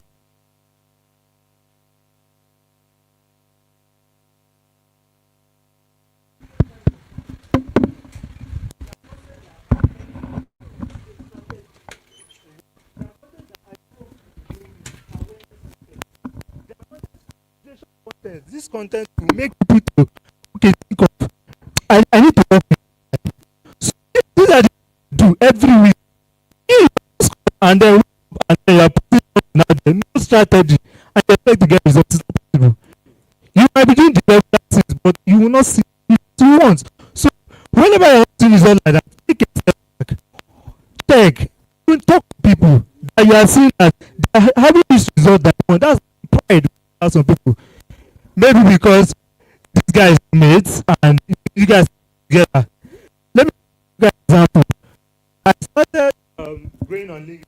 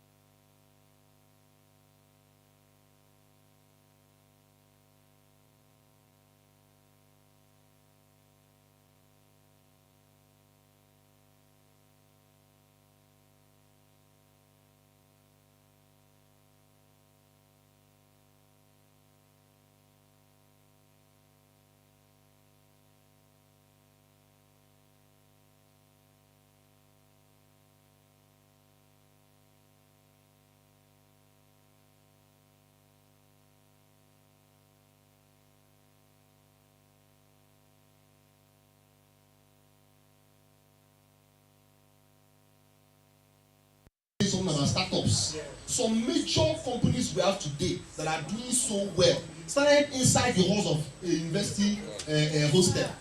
Two friends who they said is they are crazy. Now they are people like, how much did they pay Money Points? It's $110 million. Money Points. Money point that you put down and give them. Anytime you collect money, they collect 100 naira, 200 naira. How many young men came together and started it? And they are Nigerians. So what the idea is, explore. When the opportunities go, you never know the one that you click with, and then you can build interest and then start. And let me tell you a secret: the younger you are, the better. People want to invest more in a younger person than a much older person, because they feel that the younger person has all the time, has all the energy, and is eager to do what? Learn. So what Victor is saying is that university is not just enough. I'm going for lecture, I'm a triangular student. Look for opportunities where, and thankfully Enugu has opened up now. Unlike before, when you have to travel to Lagos for a conference, the internet has opened up. You can attend the conference online without having to travel anywhere. So I think I've helped with that.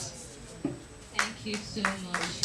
Don't worry, the Q&A session is coming to an end soon. Thank you very much. My questions are for you. So I have three sensitive questions. Life experience. You saw me laugh. Okay. So the first one is that concerning the brother of Christian brother leading a Christian sister home.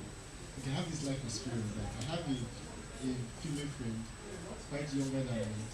We were friends, but I noticed that she showed this unusual interest in me. You know what it means for a guy to buy something for a girl for he likes it. Then we just think about the girl doing it for me. But I don't reciprocate this kind of energy to her in terms of that feeling, to avoid anything, but it keeps coming. So it now made me to stop, and now I'm not using the word hated, but then just hated for that. So the question is that what will I do, since the person now, because I stopped that type of friendship. I did it was for a long time, because in a way I enjoyed it, but I now came to my senses. Right, this is not good. You have to stop it, and I stopped it. Okay, so that's the first one. The second part is that there are now new invitations for certain number of girls, because of they're attracted to maybe a wealth of knowledge or experience, and for you. You are their spec, maybe physically or intellectually, but they are not your spec. You just want, if there's anything that's going to happen with you, just for their own gain. You get it? And I want to prevent what happened in the past to happen again. But they come for invitation that, America, I want you to mentor me. What will I do? I know it's easy for someone to say me yes, it doesn't tell me, but I want to be very, very careful in what I'm doing. The next thing is that, okay, now with these two experiences, I've now set a guideline or a principle that I'll be very, very intentional with my relationship with the opposite gender, the opposite sex. That if I'm not seeing anything working towards marriage, or any friendship working towards marriage, I will not have any close friendship with you. So how will I now strike the balance of just having a female friend for just female friend's sake, of I can give for her and the part of this principle I just set for myself that since this girl is not anything for this friendship is not going to lead to marriage, I have to just stop it. So it's what will happen before will not happen in her terms, in her point of view. Thank you. Okay, thank you so much. I like your sincerity. God bless you for being able to severe a relationship with the first girl who started getting too close, right? To the extent of buying you'll be hot cake. He's a sharp guy, intelligent, handsome, and attractive. God bless you for that. It's a gift from the Lord. So the thing on the first girl is that when girls, okay, let me answer the second one. It's not address the first one. When girls come close to you as a guy, it's good to set boundaries. When I talk about boundaries, I don't mean you should tell them, don't cross here, don't cross. Use sense. Use your senses to set the boundaries. While gisting with her, you could start telling her the kind of girl you want to marry. Maybe she's fair. You may not mean it. I really love that girl. He's laughing. She's quite fair, fairer than I am, and you're telling her, my dream girl. maybe her name is Neche. Yesterday night, I was just pulling down the kind of girl. I love very dark-skinned girls. Maybe she's short. You tell her, I love very dark-skinned all girls. You know? Hey, sometimes you tell her, Neche, you know you're so beautiful. I really envy the guy that will marry you on your wedding day. Hey, I will be one of the men on suit for you. I will stand by. Tell him or warn him you have a big brother. Now the girl will tell the girlfriend, this guy, if I'm talking A, he's talking B. That's it. So not boundary like, don't cross it. It's not you. You are coming to do. Just be intentional. Let it be clear to her that you are not, as in you don't fit in. You don't need to tell her, neck, I don't fit in. But by the time you relate and relate and relate, she will naturally know she doesn't fit in. That does not mean when God brings mentees, people, young girls you mentor. Mentor them, but set your boundaries. You can tell them, don't call me at this hour of the day. When she sends a text, hi, you know we girls can easily say, hi, darling, hi, sweet. We call our fellow girl, darling, sweetie, I miss you, just us. When she calls, we can say, no. She will say, village guy, because he said, no, I'm not, remember, I'm your mentor, I'm your boss, I'm the lecturer, I'm your commissar. You laugh over, you are sending this. Don't accept darling, sweetie. You are not darling, sweetie. Don't just say, yeah, it doesn't matter. It does. It really matters. So these are the sensitive ways you can just set your boundaries. It doesn't mean you don't keep girlfriends anymore. And move in group. If you have 3 female mentors, set class for them at the same time. I don't know what you teach them, graphic design, website creation, I don't know. Try to make their classes to clash. Okay, I am free 5 p.m. Fridays. Yes. The moment she comes, she's meeting in Neka, she's meeting in Kechi, she's meeting Adora. All of them are my friends. Try to group them. Open group WhatsApp. Group all of them in same WhatsApp group. And mentor them alike. Just class stuff. They will know that, man, this guy, opera for me. Just set that simple and it is like that. Whether you mean it or not, however you do it, let that person. If she insists and gets so close, send her a warning text. Be blunt. Say, babe, please, I don't like the way this relationship is going. It's affecting my emotions. I don't want it. If you don't take corrections, we are going to quit. If she takes further steps, quit it and cut it off. It's your life. Run, oh, Joseph, run. She answered everything.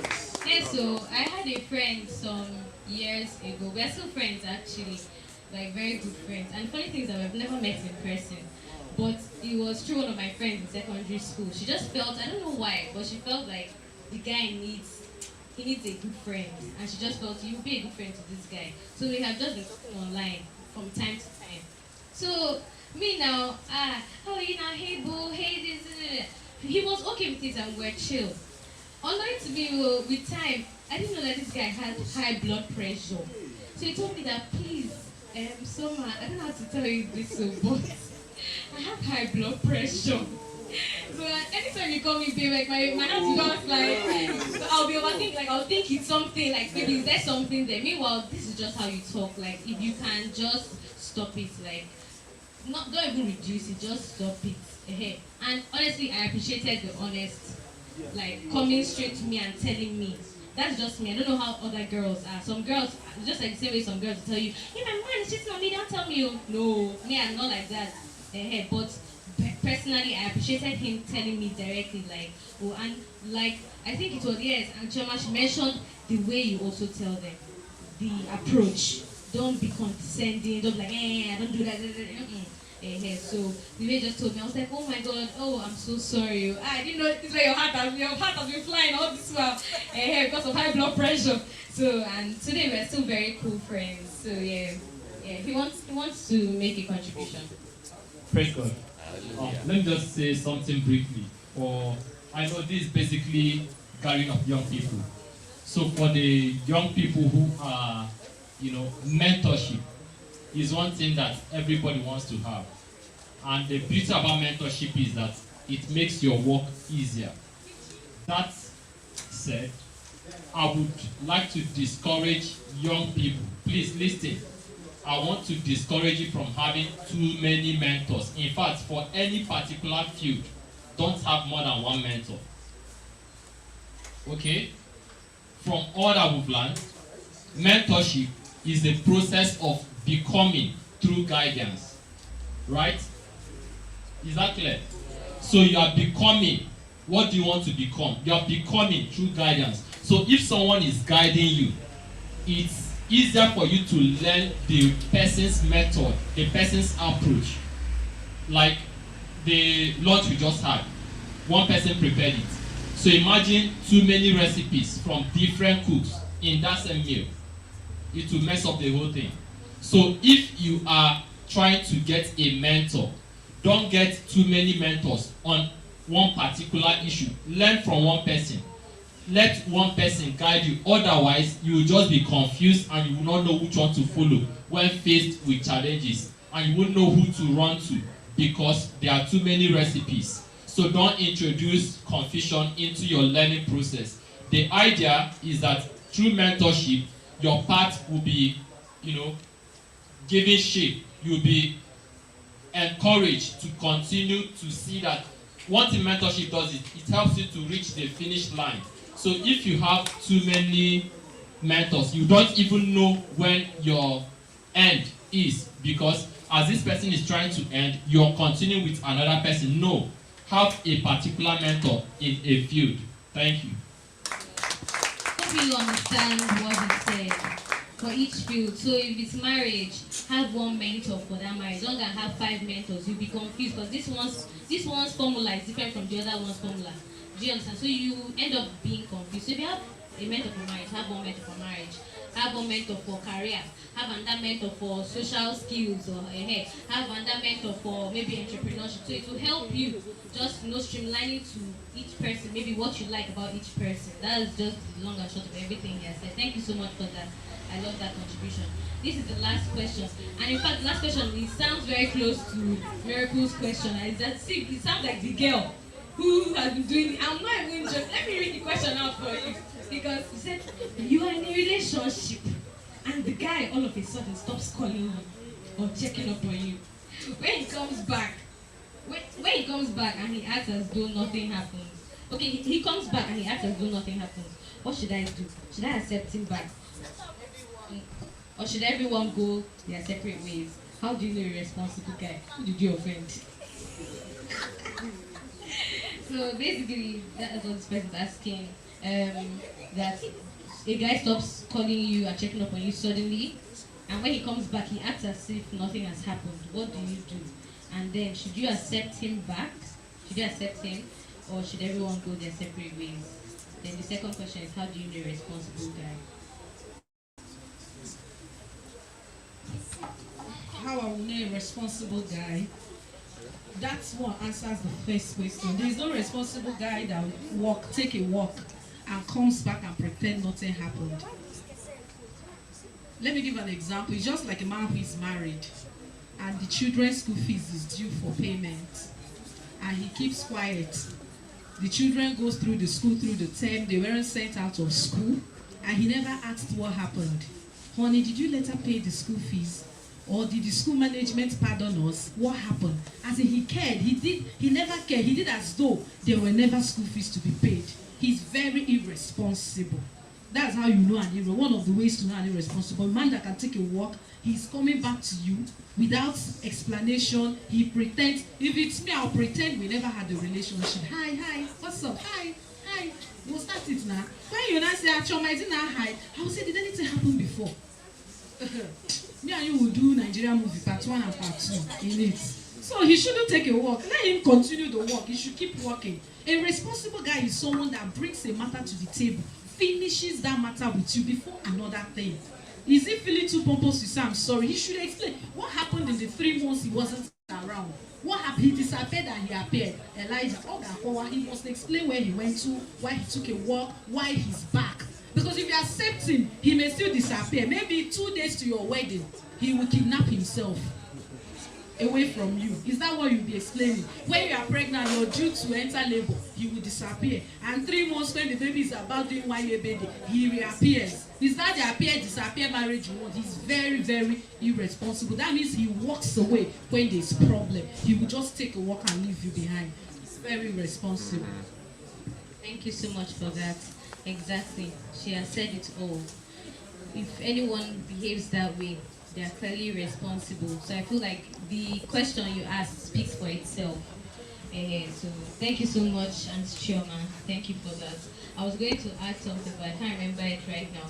But my mom always say that whatever patterns you see at the beginning of a relationship, just know that that's how it's going to be. So don't feel like he's going to change. So thank you so much for that. All right, we have come to the end of today's meeting. You can see that the chairs have emptied out. This is why I was trying to rush so that this won't happen. But unfortunately, or let's say fortunately, we had a lot to say, and I can believe that a lot of people had a lot of fun because I did. So I'm hoping that you did too. So thank you so much for coming. Thank you all for taking out time to be present, to be here till the end of this meeting. Please don't forget, Victor actually said earlier that anyone who wants to, I don't know if I got it correctly, but anyone who, he has a gift, something like that, like for someone, anyone who would like a free session with him, like a 1-hour session. If you know that you're struggling with like upscaling, you're trying to get into digital space. What happened? Okay, enter into the digital space, that content creation, consistency, trying to get visibility. Victor is your guy. Talk to him. Get some tips from him. Don't be proud. Don't be shy. Get some tips from him on what to do to be able to actually build and get visibility online. Many of us are business owners in this space, so you definitely, visibility equates to money. So please take advantage of this opportunity. This is not obligation, yes. You're not doing legwork, yes. But it's spaces like this that build moguls. Trust me. Don't look down on somebody. You're saying Victor now. You're like, Victor, this one that just here with shirt and trousers. What does he want to teach me that I don't know already? Oh yeah, now. Since you know. So please, if you know that you want to make it in the digital space, where is he? He went there. Okay, please take advantage of it after this meeting. Even if maybe you don't have time right now or today to be able to discuss with him. And network. Today's meeting is called what? Link up, lift up. Network with him. Network with all our mentors. On GJ that you're seeing there, he's an employer of labor. And when I say employer, I mean employer of labor.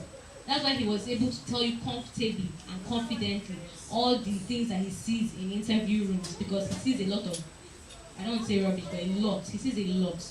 So we have good hands. We didn't just pick anybody, anyhow kind of people to come and talk. We've got people, men and women of substance. And employer. So please take advantage of it. Please. Thank you so much for your time and your patience. Can someone please say the closing prayer for us? Can someone say the closing prayer for us?